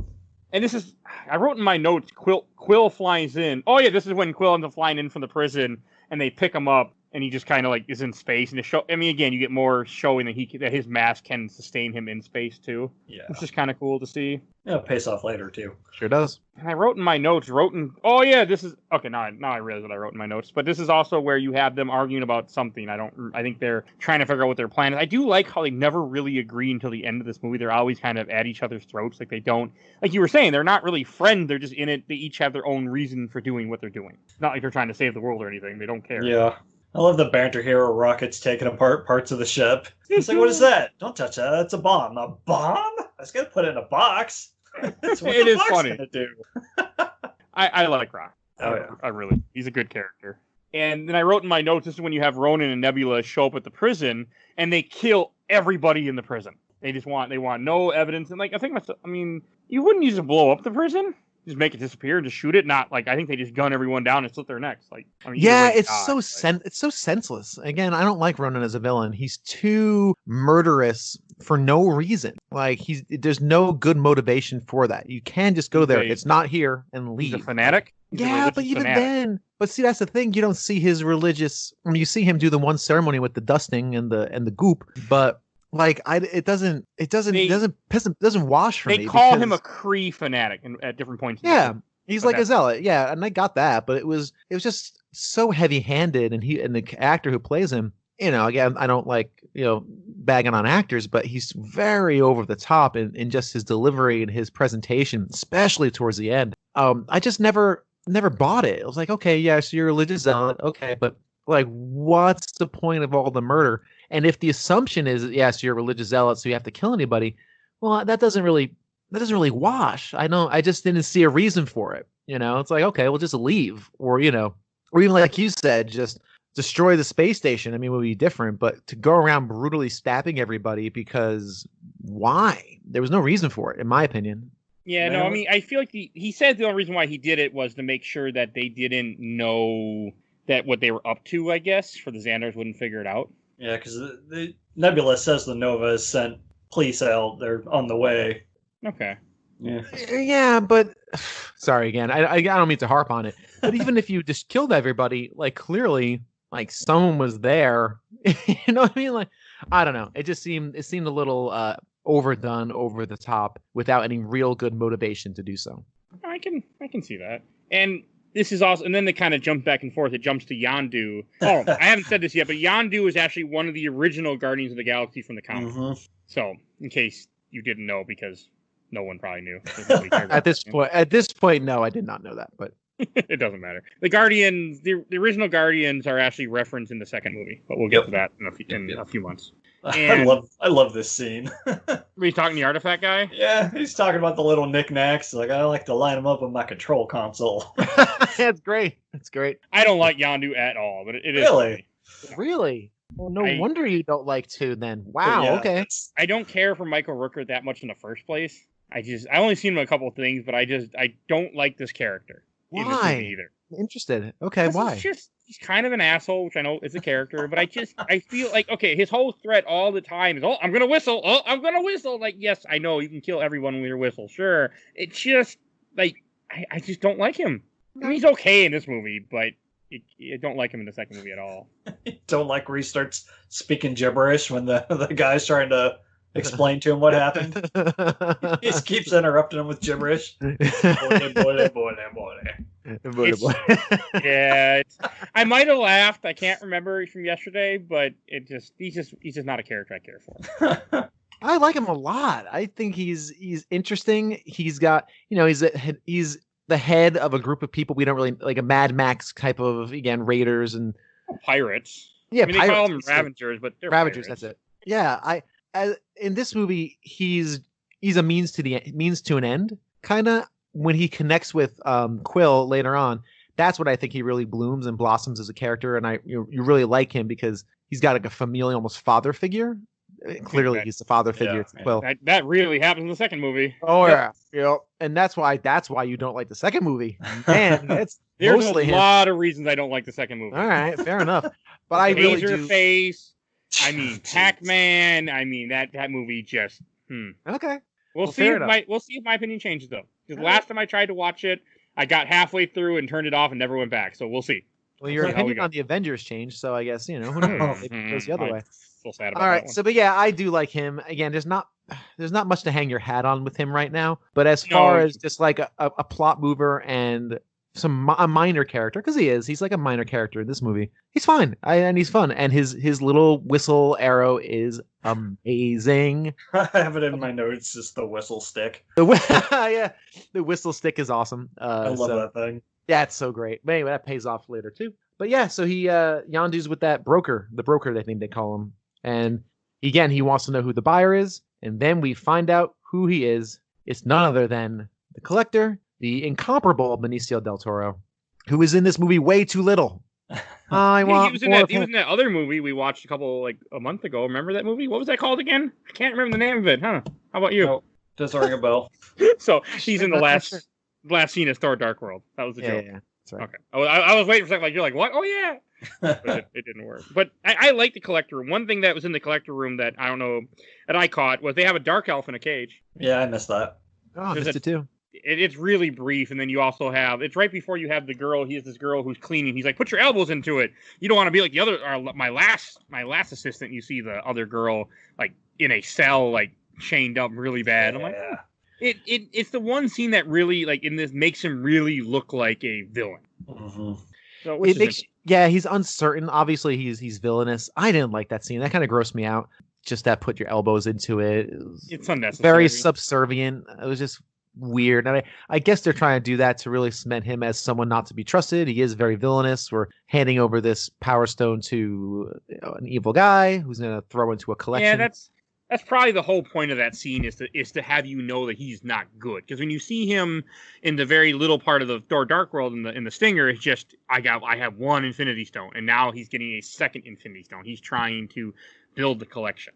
Right, and I think it's just that subservience is really kind of gross and a personal line for me. I guess then I didn't particularly care for that, me personally. As far as the movie goes, yeah, he could have done it a different way, but yeah, it was just yeah. Oh, this is even before they even show up, because I forgot. They show that scene, They get, and then they go to the bar, and they're in Nowhere, which I like Nowhere. Like, they make a comment, it's a celestial head. For those that don't know, celestials are these giant Marvel beings that I think help kind of create the universe or something, I want to say. But they haven't. This is the first reference we ever gotten to them in the MCU. And we were supposed to get a bunch of them this year in November, but COVID... in the movie Eternals is going to talk about the Celestials, I'm assuming, and all that whole thing. I forgot that movie was even a thing. Oh, 2020 forgot movies you come out, so it's okay. Yeah. That's what we were supposed to get.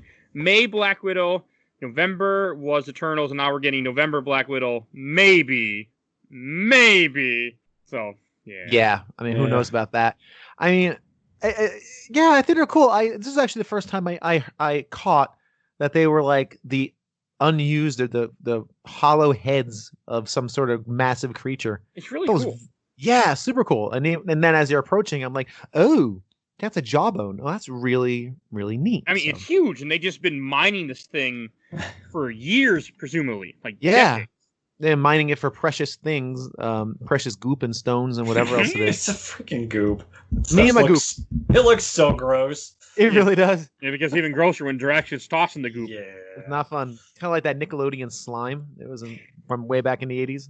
Nickelodeon Slime's still around though, because we have a Nickelodeon Universe at the Mall America, and I one time was watching I was over there. They did some little presentation where they were doing like the Double Dare thing. They had somebody run around through the goop and stuff. I'm like, oh, this brings back memories. Oh wow, that's cool. So, Classic television. It wasn't, yeah. But I like the whole, like, the bar thing is funny. Like, what are we going to do at a bar? And then they just start gambling on, like, monsters eating each other. Yeah, that's great. Stupid. And it is hilarious, though. It really is. I don't know why. To me, it's hilarious that you see them drinking, and then it made me laugh. And again, it's like you get a really lighthearted moment before all the shit hits the fan within, like, 10, 15 minutes for them. And I liked it. Like, this is often you have Quill and Gamora are out talking, and he does the whole Footloose joke, which I don't get because I've never seen the movie. Yeah, people have sticks up their butts. Yeah, that was funny, and it's okay. What do you think of the song "Fool"? I forget the name of the song, but I know it's "Fool Around Fell in Love." Yeah, "Fool Around Fell in Love." It's good. It's a good song. Hey, not my favorite in the world. But yeah, he found one I liked. Before that, he played Before that, as they're approaching Nowhere, they play Moon Age Daydream by David Bowie, which is a great song. But I didn't have that in my notes because I didn't know that song. Yeah, "Fool Around and Fell in Love" is a good song. It fits that moment. It's got a little bit of a cheesiness to it, a little bit of cornball. It's the kind of song you would expect Quill to use to woo a lady into a romantic encounter.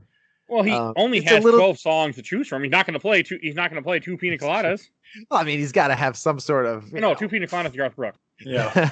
Sorry, wrong song there. Well, I mean, he probably watched all those John Hughes 80s movies too when he was a kid, so he would expect something like this at that moment. Okay, is Risky Business a John Hughes film? I don't know. Nope. Yeah, okay, there is a reference to Risky Business. I feel like in this movie at one point somebody slides by a camera. That's Really? Risky Business, right? Yeah, that's Risky Business. If someone does, I want to say somebody at one point somebody slides by like in front of the screen. Maybe I'm imagining things, but I could have swore that was in here. That's possible. Yeah, possible. I don't. But yeah, it's definitely the kind of song he would listen to in that environment. It was very well. It's excellent scoring to the movie. Everything, all the songs in the song, whether they're good or not, are well placed. It's very well. I don't say scored. It is a score to the song movie, but yeah, it's well chosen soundtrack for those moments. But she will not fall for his pelvic sorcery. Yeah, that was hilarious. Yeah, that was very good. That made me laugh hard too. Yeah, like I heard of you, Peter Quill, or whatever the hell she calls him. I can't remember, but it's funny. It made me laugh hard. And there's that scene where there's a moment where Drax, I just had the moment mention it, where he's getting hammered with the rocket. He's like, "Let's pour more of this liquid down our throats," or something along those lines. Is great. That's the first thing you said that was a batshit crazy. He's not wrong. He's not wrong at all. Then fast forward one romantic moment, and they're fighting and they're throwing each other across the table. And you can tell the team is starting to devolve into just madness. Well, alcohol does that. Yes. Yeah, they still managed to work the comedy into it. It's like he talks about things he has no business of. That is true. That is also true. It's funny. I think and I wrote down my notes. You get Rocket's back history, while he was operated on or something. I think I don't remember the details. I think that's later, isn't it? I can't remember. I wrote in my notes, but maybe I'm wrong. He kind of talks about how Gamora calls him rodent, and everyone just looks at him like he's a little monster. It's like he didn't choose to be this thing, but I don't think they go into like details about it. Yeah, I don't think they go into too many I can't specifics. Yeah, like I said, I wasn't in the best place while I was watching this movie, but I had to watch it for the show, so my memory's not the best. And this is also when you finally meet. Well, this is when the Guardians finally meet the Collector, because at the time they're waiting at the bar for one of his servants to come get them to bring them to where the Collector's at. And when they finally do, so Gamora and Quill are going to go meet the Collector, while you have Drax being stupid and calls Ronan because he's all drunk. This makes no sense. Okay, he's drunk. Okay, I didn't see. All right, that didn't connect in my brain. He's drunk. He's picking a fight. He just says, "Screw it, I'm going to call Ronan." I wonder how he has his number. Yeah, like, he could have done that like at any point. Like, hey, I mean, it could have been just a radio signal out there, like to the masses, like just out there, and he heard the call. This is just so dumb. Like, it doesn't even. He's not necessarily the smartest character in the world, but I mean. Yeah, if he was drunk, I could see that. All right, that didn't connect at the time. But that makes more sense. That's how I took it. his main goal is to fight Ronan. He's saying that it's taken too long to get to that, so he's just going to bring Ronan to him. His mind changes immediately when the movie's over, which irritated me this time. It kind of bugged me because I had forgotten. Cause, I hadn't seen this. I have not seen this movie since 2015, 2016, maybe. And I had so before the MCU had finished, at least the Infinity Saga, and I had forgotten how he was so gun-ho on killing Ronan and then changed just immediately to Thanos. I thought it was always he wanted to kill Thanos and he just went through him. That's kind of what I figured. I figured Ronan was because he only said, doesn't Drax say that Thanos is the one who went through and killed his family? In this movie, he says Ronan did it. I can't remember. Okay. And he said Ronan was just a puppet of Thanos at the end of this movie. But I could have swore in the other movies he tells Thanos, "You killed my family." Yeah, well, I mean, it's by Thanos' order, so indirectly he killed him. Yeah, but take care of the guy who wielded the sword, and then we'll take care of the main guy himself. Yeah, we'll see. I'm going to be looking for that now when we watch Infinity War and stuff like that. I think they just keep blaming stuff on Ronan because he's the villain of this movie. They want you to focus on this movie before we get into the other ones. Yeah, which is not that far away. Yeah, we'll get there. This is also when you get the whole, let's drop the plot down on you, and they talk about the Infinity Stone. But they make it interesting. It's very quick, but it's like they dumb it down in a way to, bring it across to an audience that might have never heard of the Infinity Gems before, like 95% of your audience probably. Unless they had a Super Nintendo and played all the Marvel games on it. They were only in one of them. Yeah, well, War of the Gems, and then Marvel vs. Capcom, or Marvel Superheroes. Oh, Marvel Super. Yeah, you're right. Okay, I never played Marvel Superheroes, but I knew it from some of those stuff. Okay. Yeah, it's excellent. It was very helpful for me. I mean, I know what they are now, but even at the time was like, okay, this is what this is, and he's getting a second, these awesome stones, et cetera, et cetera. It was a very good exposition dump of what it was, and like you said, quick, easy, 6 things, very powerful. Don't touch them. They show moving on. Picture of the Tesseract and some red goop. The red goop. Yeah, you can see it in the background that he has it in one of the cages. Okay, yeah. Oh, I didn't notice it either. I was just focused on. It's from a movie that you forgot you saw, so it's okay. Yeah. I mean, again, if I wouldn't have watched it a month before, I wouldn't have caught it either because I would have forgotten that movie existed. Because this would have been 2 years, this would have been maybe a year or so. I wouldn't remember. It's like I said on that Thor: Dark World episode. That movie exists just to introduce the Reality Stone. Yes. Yeah, basically. That's all it is. So so this is when they they meet the Collector. I really wish they had more Benicio in this. I really like him. He's just a strange person. He's well suited for this role too. Kind of a steampunk weirdo, as I put in my notes here. He's a good actor. He's a great actor. Yeah, he's excellent. I mean, I prefer him in this role than Last Jedi, which I will say again. I forgot he was in Last Jedi. That's okay. You can. Hey, if Disney's trying to forget about Last Jedi too, so you're not the only one.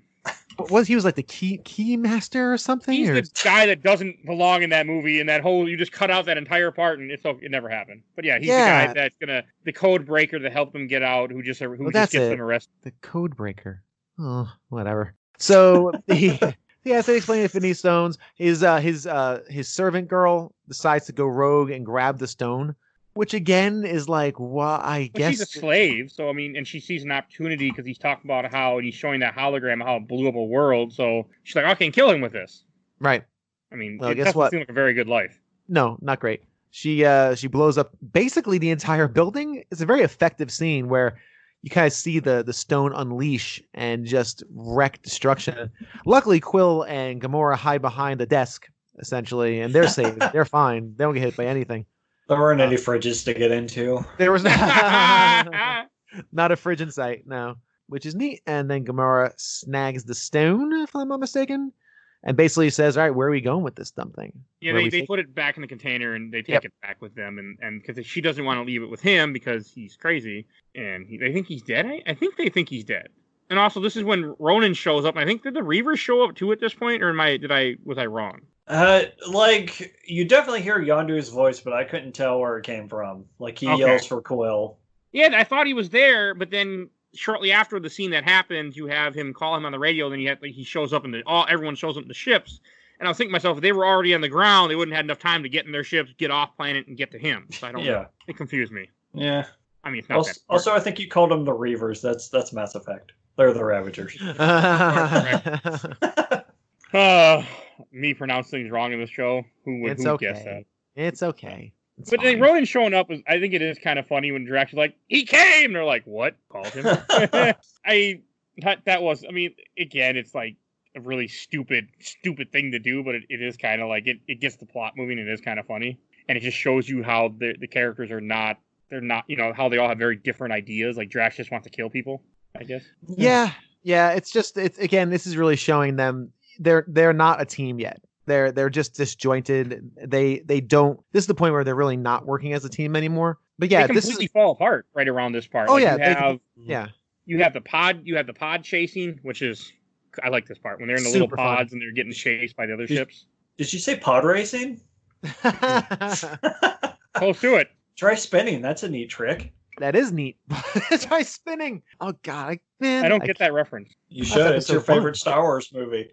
Is it episode 1 or episode? Yeah, it's Phantom Menace. Oh yeah, okay. Not my favorite, but it is a good movie. Well, Mike, Phantom Menace you're is allowed a fine movie. You just have to not really think a whole lot about it and just enjoy it for what it is and forget that it's related to a great franchise. You'll be fine. You're allowed to like bad things. You are allowed to like bad Phantom things. Menace is not bad.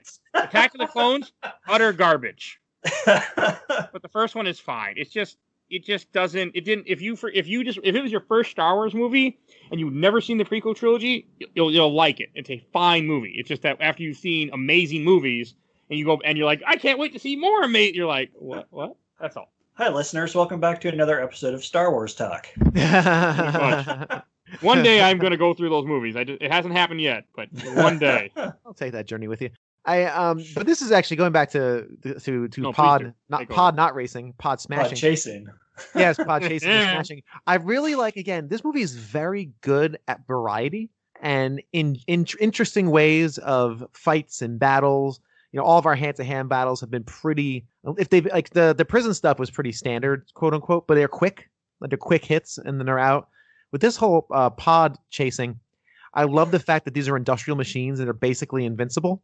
Mm-hmm. So they just use the machines to just smash into the different enemies. It is really great and very fun. The whole chase is good. They got Nebula fighting for the first time, so you can kind of see her being chased at Gamora. Clearly not a fan, but that's how that works. Clearly. Drax is taking on Ronan. Ronan, of course, is just wiping the floor with him because that's how movies work. And then and then they call on I think it was Quill calls Yondu because she gets ejected. Yeah, she gets exploded. Yeah, because sorry, I'm like all over the place. I'm not even speaking properly. What's her name? Nebula. Nebula, thank you. Yes, the back of her pod. She like flies through the windshield of it. Oh man. Yeah, she pretty much she kills her because they hate each other because of Thanos. Mm-hmm. Right. They've been enemies since birth essentially, and so she gets her revenge.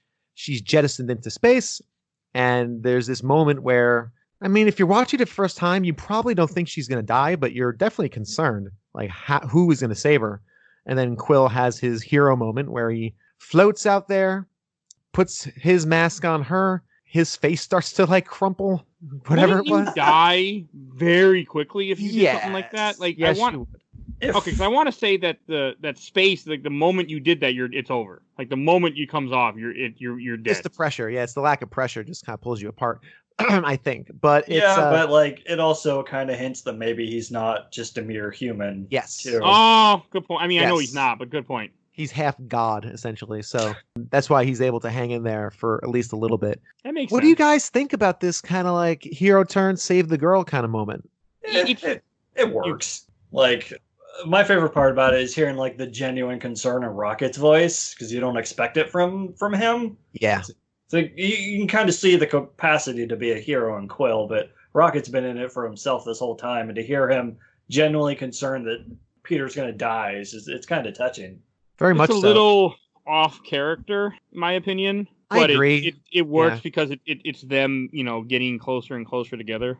I agree.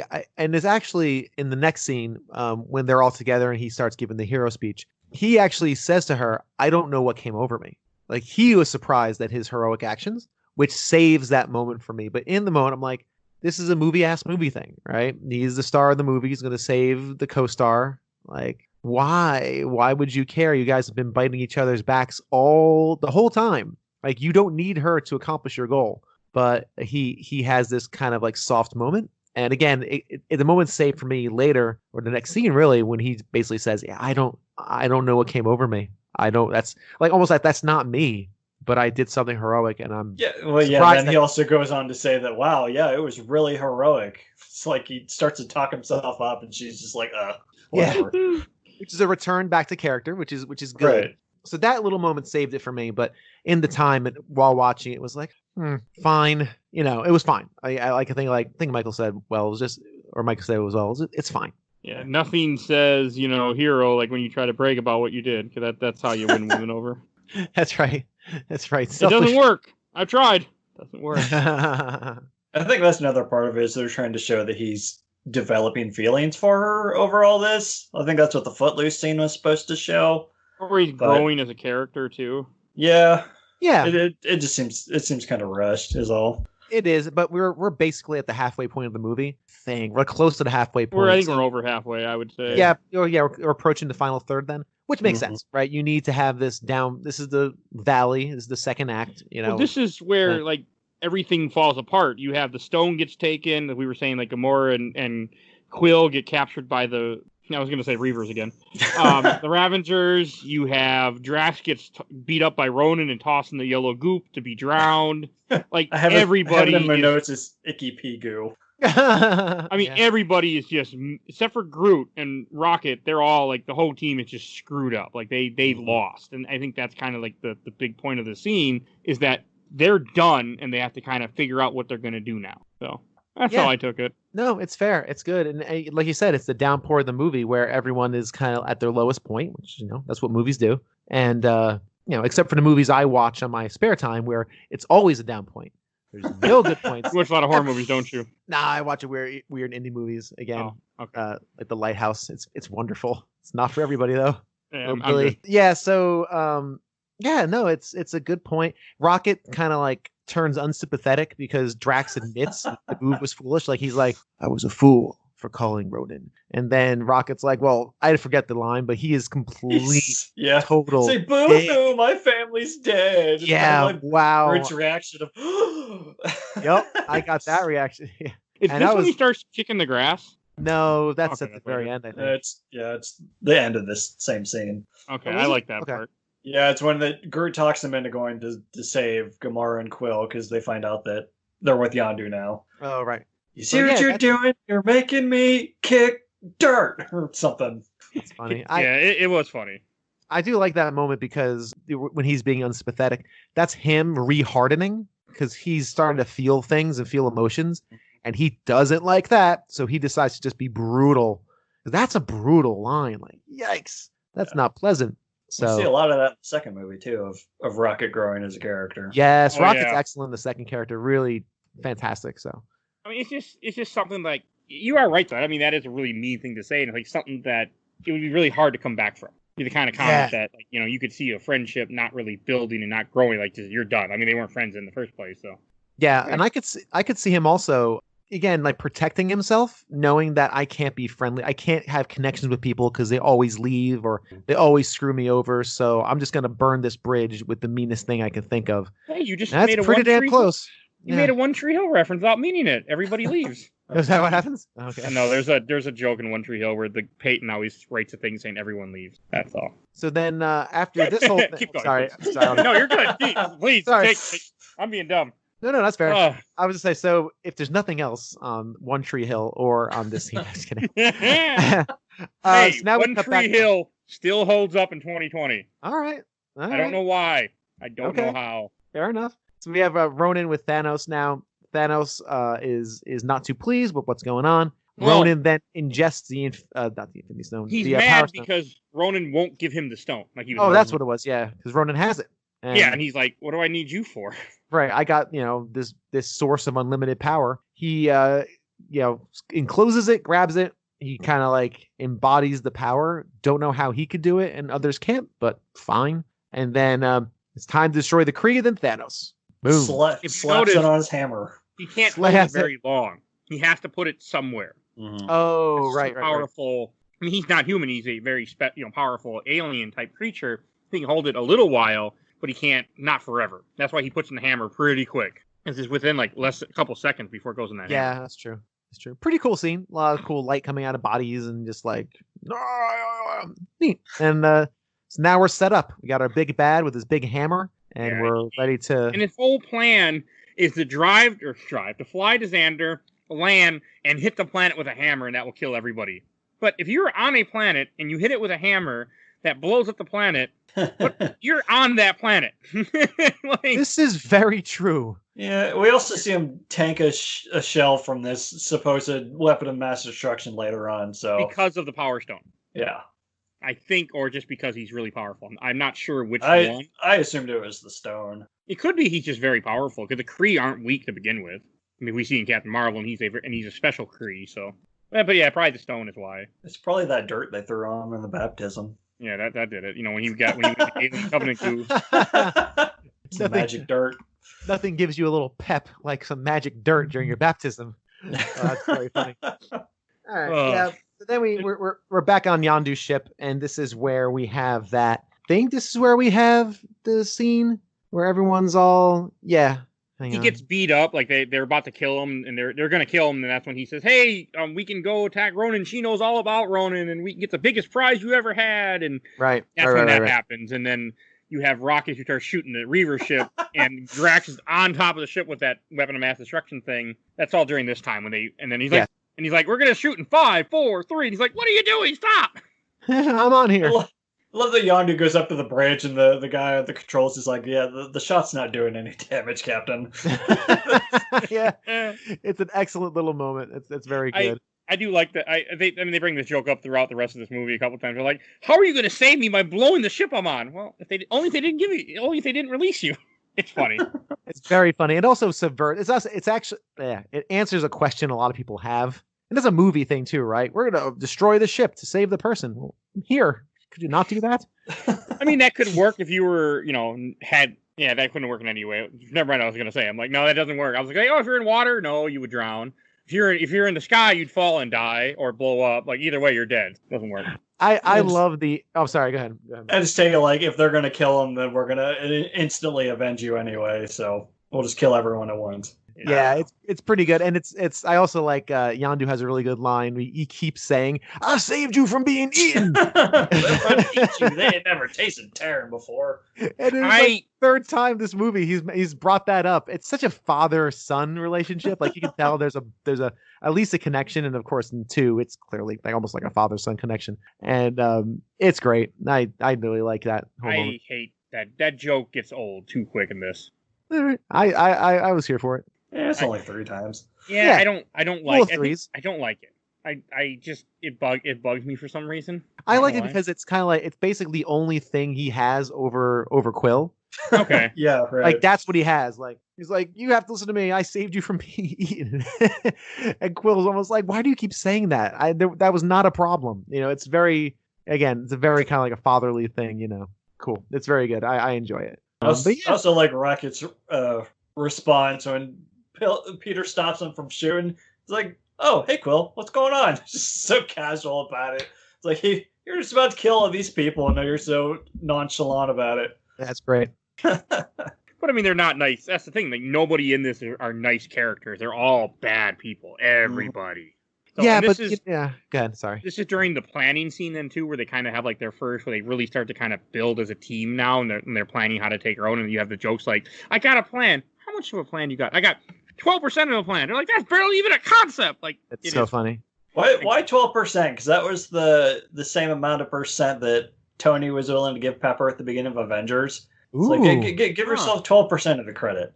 Maybe it's just a joke then. I don't know. I'm not sure. That can't be coincidental. No, I doubt it is. Yeah, knowing Marvel. Yeah, I think there's another Star Wars reference in there we don't get. I don't know. It could be. I'm not sure, but there's got to be some reason they did that then. Oh, so I have another question for Bill. So after they come up with the plan, they tell them their plan to I was going to say Reaver again, the Ravengers. What do you think? How do you feel about the Cherry Bomb song? That's great. That song slaps. Yeah. That's a great song. It's got that really cool late 70s, early 80s punk, garage punk vibe, that CBGB's thing. It's great. It's a very well suited for that. So, and actually, yeah. It started playing, and my wife perked up. She's like, is this Cherry Bomb? Yeah, really? That's cool. Oh yeah. Yeah, that's a great song. It's excellent. I'm a fan. I'm a fan. It's actually that style of music is also becoming very much so in vogue, like in indie scenes and such. Kind of like that DIY garage punk girl group is becoming in fashion right now. I didn't even realize it was a girl group until just now when I'm watching the video as we're talking. Yep. Girl group, fun stuff. Okay. They're very good. But yeah, so they're kind of talking about the plan. One thing I just looked it up is someone was asking James Gunn about the 12% plan, if that's a reference to Tony Stark's 12% credit. Nice. Was it a happy coincidence? The answer is no. The number 12 is often used in writing/comedy because it's the highest one-syllable number. So there's no significance to the number 12 in these films. Huh. Nice. Yeah, Nick, that's pretty cool. Because everything 13, 14, 15, 12. And I guess the rhythm of 12 fits scripts. That's interesting. I'm glad I looked that up. And 11 would be 2 syllables. Yeah, that is cool. We learned something new. Cool. That we did not know. Yeah, and you were perceptive because it is in a lot of the Avengers movies. It's a lot. Nice. It's a common number. Okay, back to Cherry Bomb. This is cool. I don't care for the song. The suit. Oh, you don't? Really? Okay. You know, I actually rather hear Ooga Chaka, Ooga Chaka. Listen, But, you know what? You're just trying to get a rise out of me. That's no, all you're actually, I'm doing. not. I'm listening to Cherry Bomb right now, fine. and I'm like, I'd rather hear Ooga Chaka. This is officially for the show stuff, right? It's like just keep prodding him with the stick. He'll talk. There's nothing wrong with the song. I don't care for it. Okay, that's fine. I think it's great. It's a cool rock song. The video is cool that I'm watching from a concert, though. Yeah, I'll say that. It's very seldom all three of us agree on something being good anyway. It seems like there's always one person's like, nah. Well, that's good. That makes things interesting. That's good. Is that it? This is when you have the eye joke, which I laugh like, and I need that guy's eye, and he's like, no, you don't. He's fine. Very funny. Again, another thing paying off. Really good. This is also the point where Quill has the rally the team speech where he refers to them as losers. And it's interesting you guys were talking about how they're all really bad people. This may sound cheesy. I almost see it as they're bad people through nurture, not nature. They are bad people because they have to be. And there are certain different professions. So Drax, he's the destroyer, but he's violent because he's trying to get over some of the family issues, his children dying, so he's trying to hunt down people. Gamora is violent because she was brought up that way. Like she was brought up to be a warrior. Firsthand. Exactly.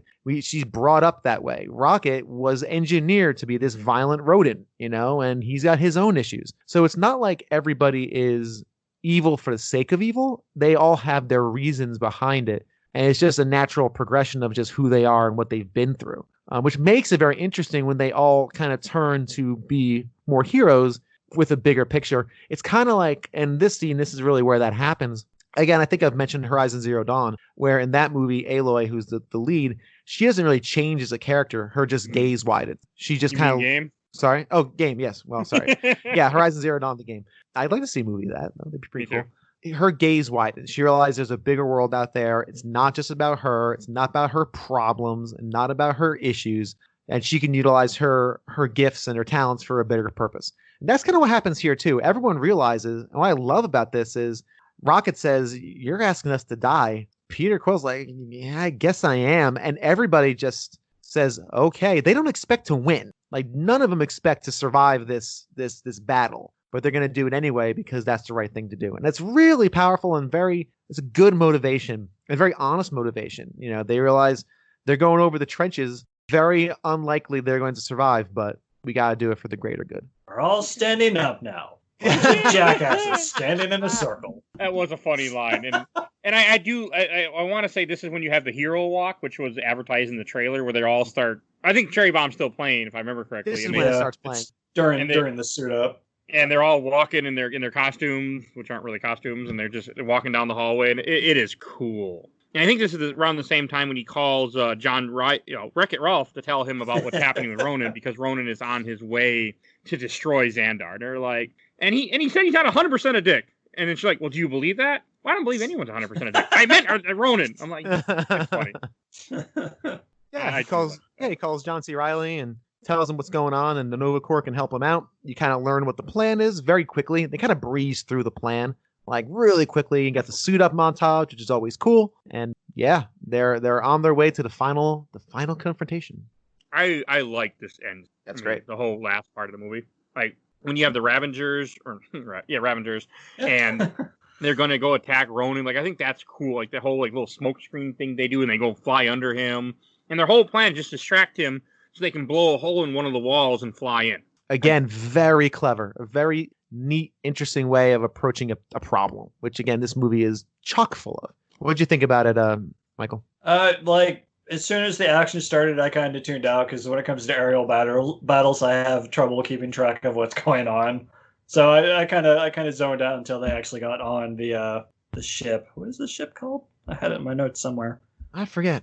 I don't remember. Ronan ship. Yeah. The SS Ronan. The Dark Aster? Oh, I think that's right. Aster. Yeah. But yeah. Now, aerial battles are tough because they're so frenetic. It's hard to see what's happening. They have to be very carefully paced because, again, you have all this space, right? You have like lots of space. So you got to have a guy saying, "Don't get cocky, kid." Otherwise, well, it's not even that. Well, because you look at the space battles in Star Wars, the original Star Wars, not the disasters that were prequels, but they're very slow.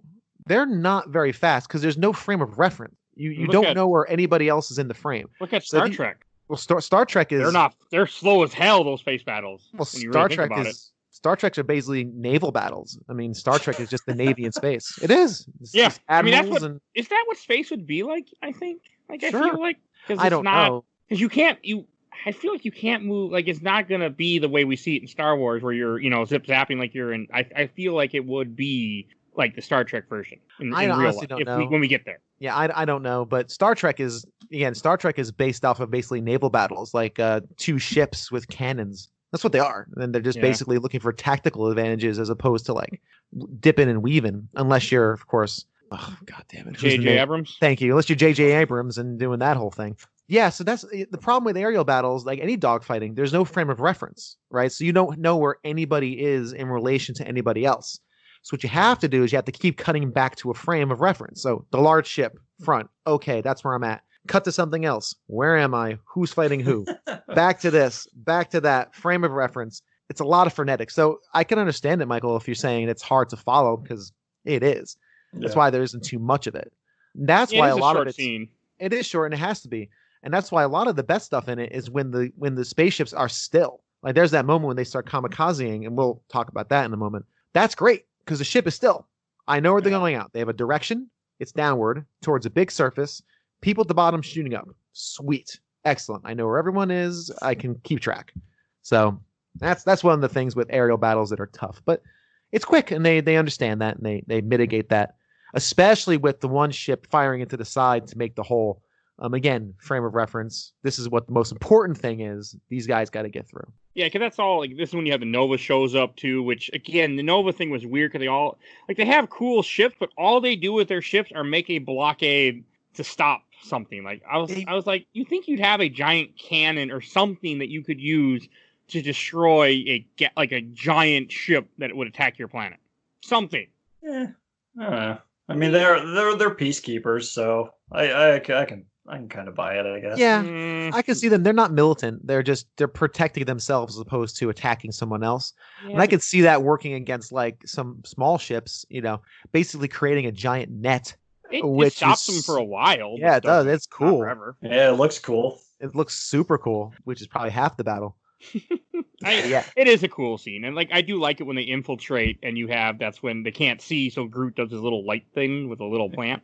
When did you learn how to do that? Pretty sure the answer to that question is going to be I am Groot. I did like that joke. I wrote down in my notes that Groot he's being sweet and releases his beautiful Fireflies from Final Fantasy X. Final Fantasy X. It's we didn't mention when they first get to nowhere and he gives the little girl a flower that he grows out of his hand. Oh yeah, sweet. Everyone I was waiting for her to eat it for some reason. I was waiting for her jaw to drop like a monster and just eat it. Like I swear to you, I was waiting for like her to eat it or crush it. It was so sweet, and that's why everyone loves Groot, because he's got this really beautiful heart that no one really else has in the entire group. And again, this beautiful little Firefly scene. All they're doing now is sweetening up Groot. Let's make him really lovable and likable for everybody. I like this version. Crashing down. And just to crash you down and destroy you. It's too bad there is never a Groot I like the rest of these movies. Oh. I like this. Hot take. This is really just hot take Saturday. My God. And like this is, I do like the part when Drax shoots Nebula with the cannon, and because she just shows up, and he just shoots her, and that's the end of her for a I know, bit. it's very good. And yeah, he's giving his little speech about his friends, like, this dumb tree, he is my friend, and this Oh, yeah. green whore. That was hilarious. Yeah, and then Nebula shows up, starts trash talking him, he shoots her. No one talks to my friends like that.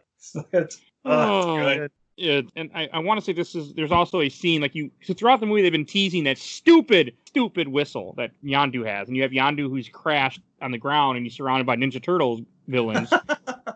Those guys from earlier throughout the movie, and then this is when he says something, and he finally activates that little arrow on his side, and he starts whistling, and it just kills everybody and his ship. And I'm just I have it in my notes as Whistle Stick Massacre. It's so.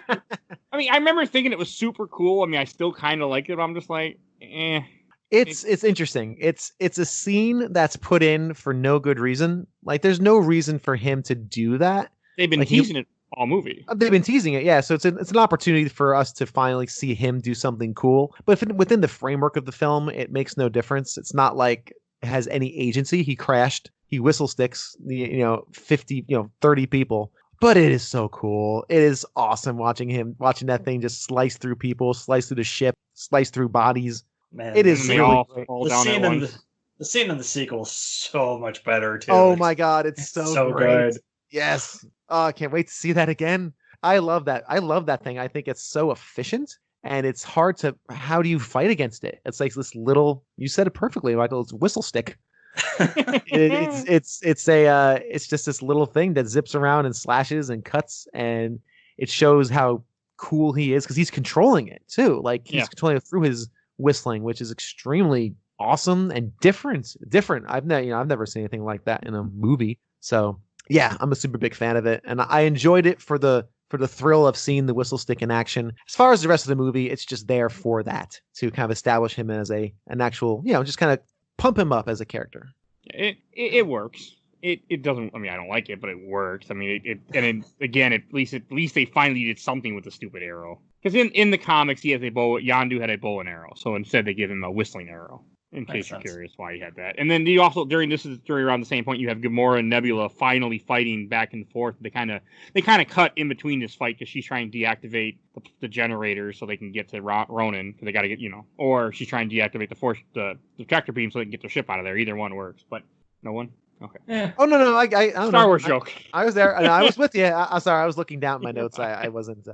And I mean, it's okay. Like it's cool to finally get the sisters to fight each other, because they kind of been referencing throughout this movie how they don't like each other and stuff. So because I mean, you don't really get into it till the second movie when they talk about why Nebula looks the way Nebula does. Yeah. And why she hates Gamora as much as she does. But it still works. I mean, it's still a cool scene. And this is also when you have Ronan tells his troops to dive bomb the city and commit suicide. Yep. Which just seemed, I guess it fits Ronan. I mean, I guess these people are fanatics that are fighting with Ronan, so it makes sense. No, it's just Ronan being evil Ronan, just like he is. Ronan. He's like a sitcom. That Ronan. He's just killing people again. He stinks. I don't like him. He's not. I don't think he's a good villain. All of this stuff. For what purpose? Again, it's a single-minded. I want to be powerful. I want to be a god, as he'll say. He just wants to destroy Xandar. That's all it is. Yeah, but why? Like, again, there's no why to this. The script said so. Well, I understand that. I get it. Yeah, you got to read the script and you do the thing. I see. I'm reading what you're writing, but man, there's no. The motivation is just weak. He looks cool. Again, he's got this face paint and he's got his hooded thing. He's got his hoods and such and his giant hammer. That's great. But I just, the motivation isn't there for me, and it's just kind of a villain-ass villain. Just all right, just got myself a bad guy. We need someone for the good guys to beat. Yeah, it's almost like I wonder if they didn't have faith in the movie, so that it, like Mike said earlier, they didn't want to use a big villain on the Guardians of the Galaxy. So there's like, just throw Ronan in there. Just give him someone to fight. That's fair, and that's fine. I get that. It's just it doesn't make for a very compelling villain.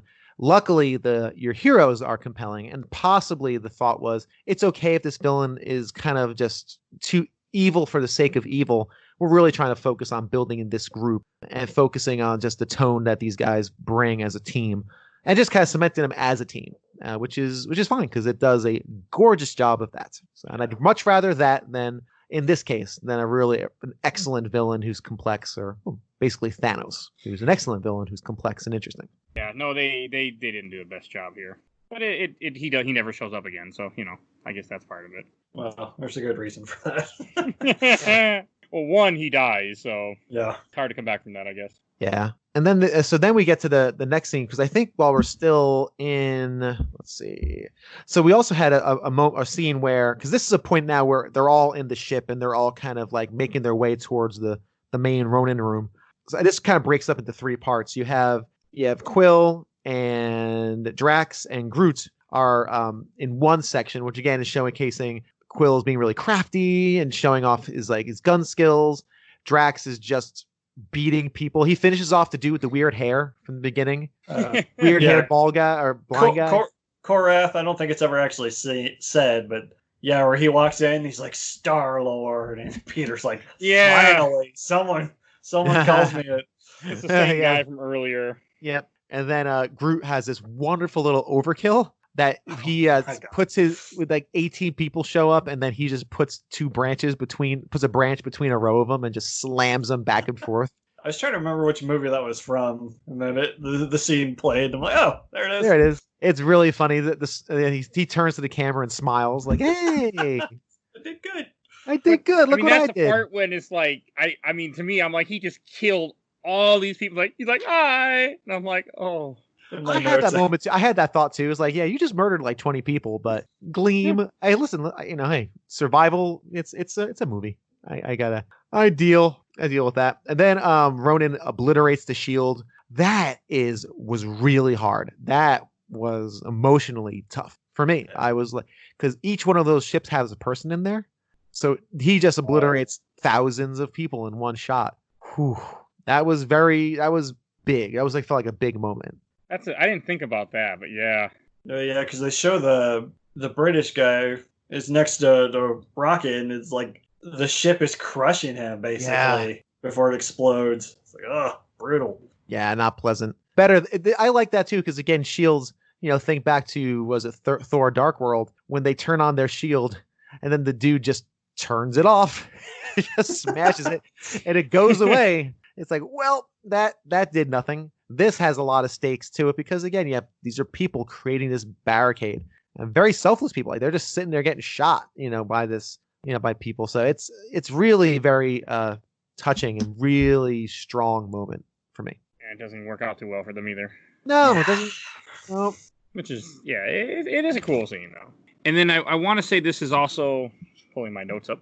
This is when then they shoot, because earlier, and this is when, as the fight with Gamora and Nebula ends, and you have Nebula fall off the ship and then land onto another ship. But I don't think you see her again the rest of this movie. She disappears after that. No, yeah, she kicks out the pilot and flies off. Yeah, and then she's not around till the second movie. Correct.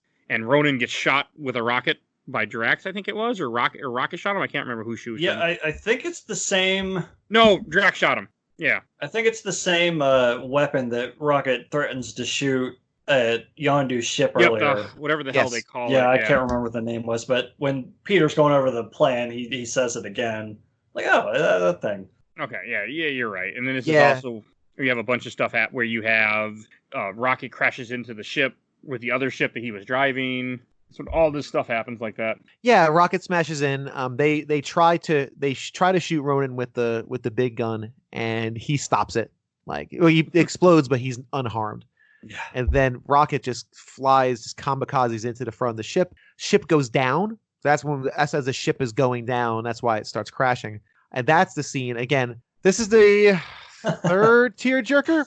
No, second tearjerker. Second to third, where Groot surrounds them with his branches and has that moment with Rocket, where Rocket says, "You can't do this, you'll die." And then Groot says, "We are Groot." And that is heartbreaking. That's so sad. I remember in the theater tearing up.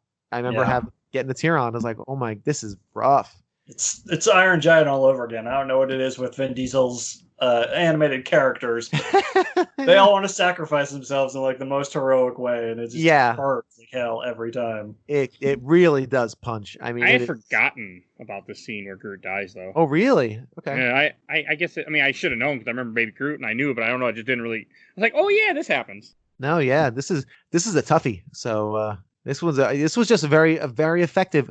Again, this is good character building. Everyone likes Groot because he's a sweetheart, but he's also effective. He's good in battle. He doesn't say much, which sometimes helps. And to have him just be so self-sacrificial in a way that none of them would have been is just really a gorgeous moment. Him knowing that this act of sacrifice is going to save them and kill him. So, whew, it's tough and it's really beautiful, which makes the last part of this really, really stick out and punch well because they get a little bit of revenge. Because they survived the ship crash because of Groot, because he protected them, and then Ronan walks out and they're like, Ronan lived and he has the hammer. And this is stupid, but it somehow works in this movie. Like Ronan's about to destroy the planet, he's saying some bullshit, and then doesn't. And is that from Footloose, or he just starts dancing? He's just dancing, and he's singing "Ooh Child," which is a gorgeous, lush, beautiful soul song. It is stunning. It's an amazing song. I guess I don't need to ask how you feel about the song then.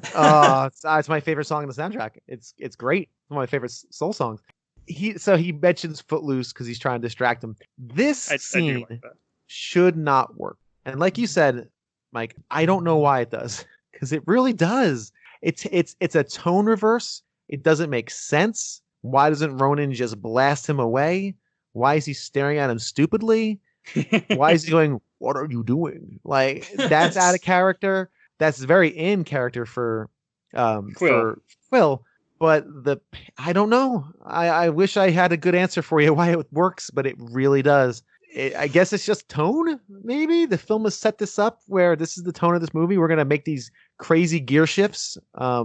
And he's a character that's like that. Like, he's going to do something stupid if it works. Yeah, he's just going to try it again. He's just going to give whatever he has, which are some really cheesy. He goes to Gamora. Gamora? No, bringing it back. I do like that. Like, I had forgotten how funny this part was. And then he's like, "What are you doing?" Like you were saying, he's like, It's called a distraction.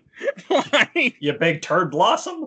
Turd blossom. Like, it's funny word. That it makes sense because he just had to keep him distracted just for a little bit while they got ready. Like, it's funny. So they used the big gun again, right, to shoot out the hammer, just the hammer to shoot release the stone. Quill grabs it in a very cool little slow motion moment. That I suspect was probably made for 3D again. There's a bunch that are made for 3D here, but I didn't go through them. And he grabs a stone. He starts skitzing out, getting absorbed by it. He can handle it, like we all learned, because he is a half god. We learned that in the next movie. And then all of the crew hold hands to help him absorb it. Yeah, we get the bookends of Gamora telling him to take his hand. It's just like his mom at the very beginning of the movie. Yes. And I forgot they actually show his mom again. Yeah, surprised by that. Hammer it home. Like, just let the audience connect that dot. Yeah, that's fine. Yeah, it didn't need it. It didn't need it, but I didn't hate it though. I remember wondering why he survived when he grabbed the stone, but since I've seen the second movie, and they didn't mention it in this movie, but it makes more sense once you realize who his father is. Yeah. Well, yeah, they tell him he's after this fact, and again, just to polish off Ronan, what do? They zap him, I guess. I forgot. Yeah, he opens his hand and kind of like sends out a solar flare of energy into him. Yeah, it's just kind of how, the stones are kind of their own thing. They each, are different elements, but he didn't really know what he was doing. They didn't know what they were doing because they all, join hands to separate the power of the stone so it doesn't just murder them. So, yeah. This is really effective. This is good. This guy's got to go. And he goes in spectacular fashion. And that's the end of Ronan. Yondu comes down to collect his stone. Yep. Yay. Everyone's happy. The audience cheers. Ronan's gone. Yes, me too. Again, he's got to go. Then Yondu comes back to collect, because that was the deal. You help us save the stone, I'll give it to you. You can sell it for whatever you want. And in a move that everyone saw coming, I know if you didn't see this coming, you weren't watching carefully enough. He hands him an orb with the wrong thing inside of it. But a fake stone, a fake orb. Of course, because it's Quill. Why would he do that?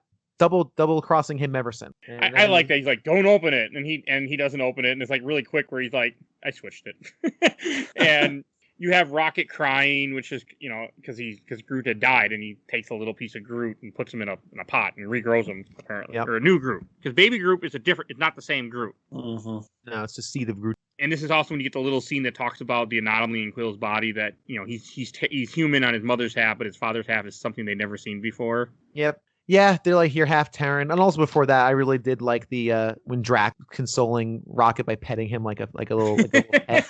That was that was really cool. I love that. That was a very pretty moment.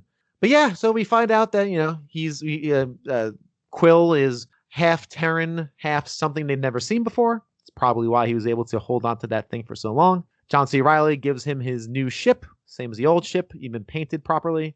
New Milano. And you were right. 2.0. It was a reference to Alyssa. Oh, that's very funny. I looked that up while we were talking earlier. I just forgot to mention it. And I do like, you see that little section where you see John C. Reilly's family, where he goes and sees his kids, and you have and you finally have Peter opens the letter that his mother gave him when she died all those years ago, and he never opened it. And he finally opens it, and it says Tape Volume 2 on it. Yeah. I remember getting all excited, like, oh, I can't wait to hear what their soundtrack is next time. I don't think it's as good, is it? I don't remember. No, it's not as good. Oh no, I'll have to listen to it. I didn't look that one up.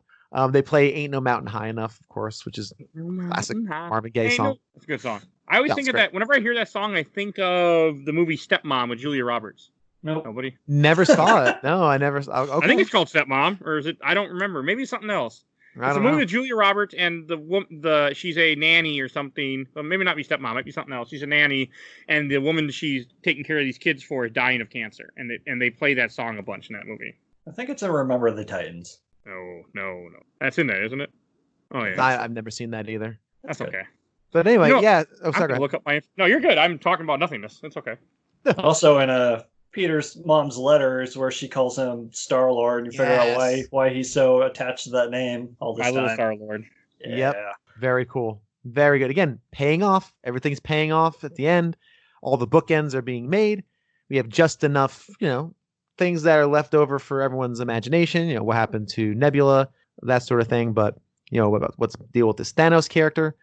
And then, we also didn't mention that Yondu does open up and finds a troll in the orb, and his reaction is to laugh. That's so good. That's a sign of friendship, of like, you're such a dick.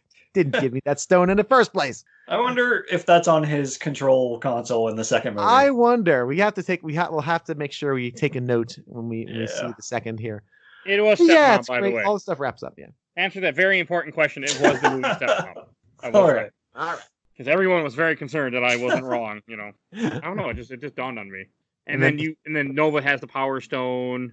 Baby Groot. I do like that thing and then Baby Groot is born. Like, you see it barely when they go and fly off, and then it plays another song that early Michael Jackson 5 song. It's as easy as 1, 2, 3. No, it's not that one. What was it? I Want You Back.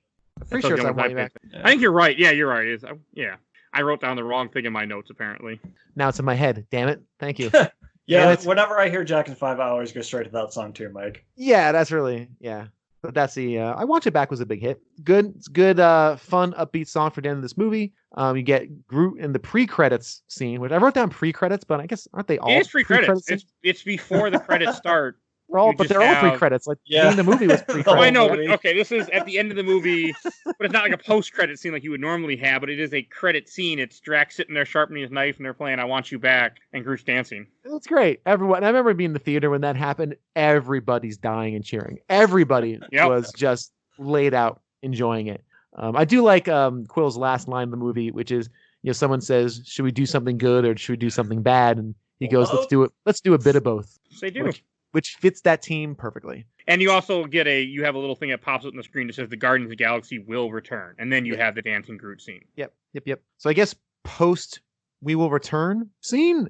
I don't know, it's funny. It's written down pre-credits. I'm like, what? And then of course, there's no mid-credits. You have a very dumb credit scene. I don't know. Who cares? It's the Collector is sitting amongst his rubble, drinking a fancy drink with his Astro dog. And then Howard the Duck is... Oh, sorry. The dog's actually a character. It's Cosmo the space dog. What? Yeah. Is it really? Yeah, he's got like telepathic powers. That's funny. Okay, I see. I don't know. Cool. I mean, and then you have Howard the Duck sitting above there with, like, I don't know. It's just let the character die. We don't need everyone involved. I don't know. I think it was just kind of a joke just to have him there, just because. Yeah. It was one of those like, oh, I know thing. Yay thing. hi thing, and then you leave. You get a little nostalgia hit, a little bit of dopamine, and you move on with your life. Well, that movie's fucking terrible, by the way. Oh my I've god. never seen it. My wife saw it. She said she agrees. It's horrendous. So It's horrendous. Leah You don't ever Thompson's need to in see that it. movie. it was kind You of still don't need to see it. I know, seen but it like once. she went from Back to the Future to freaking Howard the Duck. Like, what the heck? Ugh. Back to the Future. That'd be a good one to watch just for fun. You don't want to watch that movie with me. What? Pardon? You're not gonna like me after that movie. Oh no! Come on, We might have to do this episode. we really think we have to. Not to Put it get out there. completely off topic, but I was having a conversation with a friend of mine, a friend who he has a movie group, and we go to all these movies opening weekend. That's the only reason I see these opening weekends, because I go with him and his movie group, or else I wouldn't. And we were having a conversation about one of the greatest scripts ever written, and I think Casablanca is probably one of the best, if not the best. And he said, Back to the Future. And I'm like, huh. You got a point there. You really do, I think, have a point. Damn. All right. Don't tell me you don't like Ghostbusters. I've never seen it all the way through. I don't think. I've just never been a big fan of it. But I'm willing to do it for the show at some point. All three of them. We'll knock it out one month or something. I'm up for it. The third one's fine too. All right. We'll do that. We'll do Ghostbusters. And if you don't like Ghostbusters, I love Ghostbusters. Okay. 1 and 2. I've never seen the reboot. There's I remember 1. We did Ghostbusters on the show a long time ago, but not the movie, but the game. We talked about the movie a little bit, but it'll be a while, so I wouldn't have a problem doing that. And that, sorry to just, we'll bring it back. Yeah, that's Guardians of the Galaxy. All right, I think we should go to Shelf or Box, and I'll go first. This one I wasn't exactly sure how. I came into it knowing I was going to like it. I left still liking it. I still laughed at the jokes, even though I had a terrible, terrible day when I was watching this yesterday. I'm not going to go in details why, but I had a very bad day. And I'm watching this movie and I still laugh. Like, I was worried that my bad day would reflect how I felt about this movie and make me want to be like, no, this movie's terrible. But it didn't. It was able to kind of pick me up and help me out even when because I was halfway through this movie, I got a phone call that was tough. And then I had to go back and finish the rest of this movie. And I'm just like, I don't want to watch this movie. I just want to go. I don't want to be here. And it was able to pick me up and kind of put me in a better mood. It's going on the shelf. It still holds up. You should definitely watch it. Great movie. How about you, Mike? Like I said, the end of Winter Soldier, I'm here for the explosions and the one-liners. And as you guys probably noticed in this episode, most of my talking was just quotes from the movie, and most of my notes are quotes from the movie. The writing is so good. The characters are so good. And I will happily watch this again in the future. So it's on the shelf. And how about you, Bill? Oh yeah, this is direct to shelf for sure. Direct. It's this do not pass go. I mean, James Gunn had a really challenging task ahead of him. He needed to not only pick up the pace of the MCU, he had to do it with characters nobody knew. He has to create the personalities of 5 different characters, have them work together, go through the team building, and link it up to all the other MCU stuff, the Infinity Stones and Thanos and all this other stuff. And he does it masterfully. It's fun, it's funny, it's got its emotional points. You feel for the characters. It's not just a comedy. I walked into it thinking, oh, this is just like the comedy movie. Really isn't. All the humorous bits are well integrated into the themes of the film. It's masterfully done. The action is fun and interesting. This is definitely one of my favorites in the MCU, and I remember loving it, seeing it. I've seen it numerous times since, and my opinion has not changed. So this is a easy throw it on the shelf and leave it there for eternity. Oh yeah. And before we wrap up the show, I have Mike. Why don't you introduce what we're going to be talking about next time? We're going to be talking about Avengers Age of Ultron, my favorite movie in the MCU for a very long time. I cannot wait. I'm very nervous.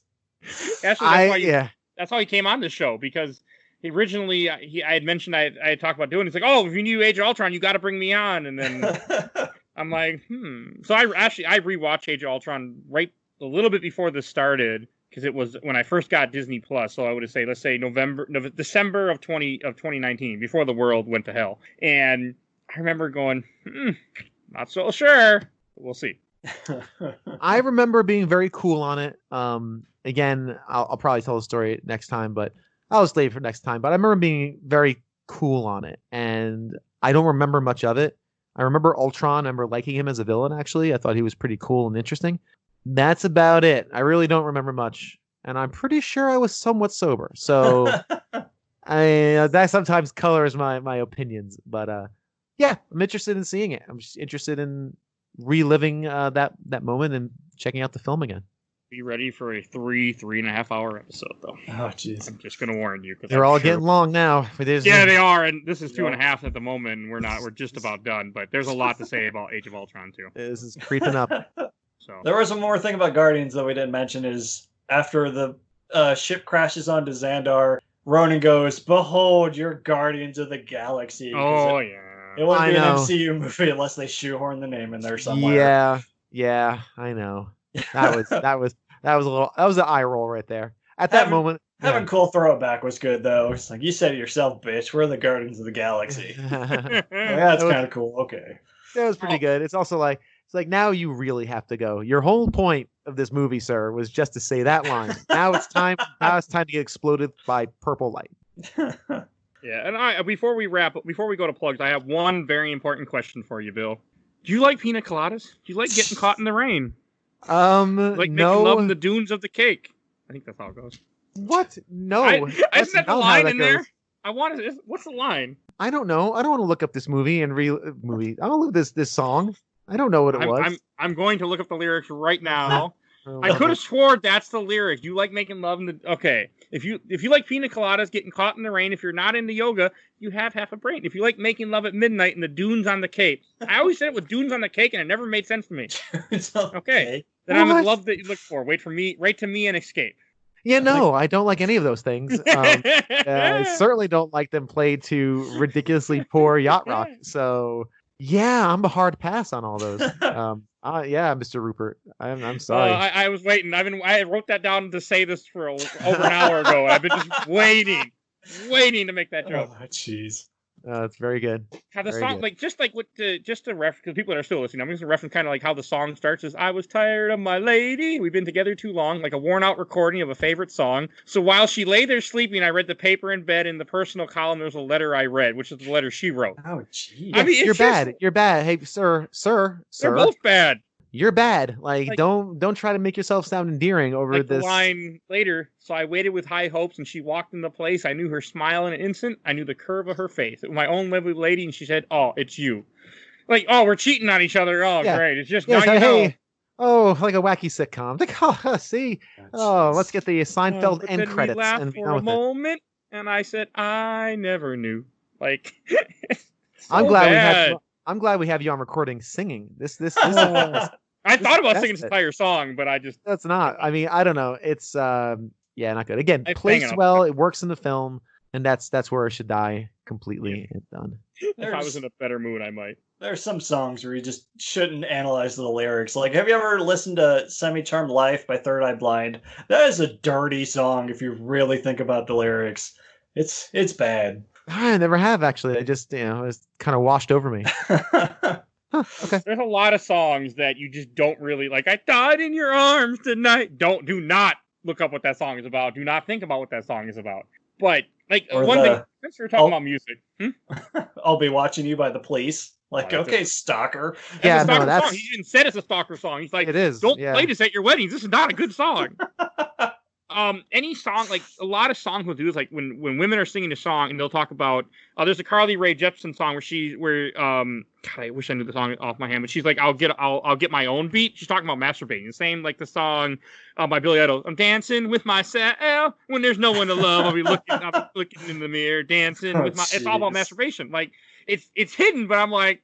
And I noticed since I've been looking for that, there are so many songs that will talk about the beat of my own music or something about that. And it's all about it's all masturbation lyrics. You're welcome, listeners. This is games my mom found karaoke. We're gonna just gonna bust out. Yeah. All right. Cool. I've done it a few times. All right. I've gotten more brave on audio. Good man. You should just go out there and sing your favorite masturbation songs. Just go right to it. That is not where I thought you were going. Oh God! I've found a lot of them when I started looking at it like that. Yeah, it's like if you look at it, you'll find songs that's what they're talking about all the time. You just have to, and there's even a Halsey song that's the same thing, something about I'll get off my own vibration or something like that. Or something about my vibration. It's all the time. It's on a lot of songs. All right. Well, keep your ears open, kids, for songs about self-love. We'll Party for One. That's the name of the song by Kylie Rae Jepsen. Party for One. Okay. I can see that. Good song, by the way, too.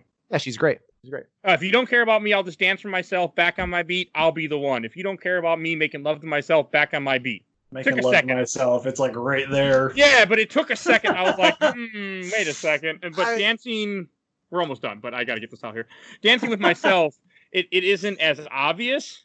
But I used to listen to the song all the time, and I'm like, when there's no one inside in a crowded, lonely night, why wait so long for my love vibration, and I'm dancing with myself, and I'm like, wait a second. Well, there's nothing to lose, and there's nothing to prove. Well, I'm dancing with myself, and I remember I'm like, okay, but your empty eyes seem to pass me by, and I'm like, wait a second, I know where this is going. But yeah, you know. I like Billy Idol a lot too. So we learned 2 things today: why movies use the number 12, and why most songs are about masturbation. There you go.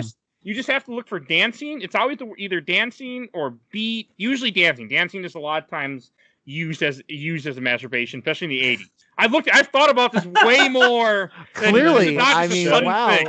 I mean, look, there's a thesis here to be written, I guess. Hey, when you submit this to Podbean, just label under educational, because my God, I just learned a thing or two. Like, there's also a lot of songs in the 70s where they could, like, again, Dancing with Myself, there's also in the video, there's a scene of some woman, like, tied up behind a screen. Like, this song is all about masturbation. I don't know. I'm done. You know what? I'm done. I want to give an awesome shout out to our awesome intro, courtesy of Bulby, aka Mike Stoney from his EP Bite the Bullet. Song is the Cool Kid Squad. Definitely check him out. You'll see a link in the YouTube notes. And definitely check out our regular episodes. We're covering a bunch of the MCU movies from all previously. We got a bunch of backlog of comic episodes that I posted. And you got the regular episode that we post every week, I should say. So definitely check all out. And who knows what else will be up here by the time that you hear this. Who knows? All right. Because I don't know. And to everyone out there, go dance as yourself. We will see you next time, everybody. Bye, everyone. Later.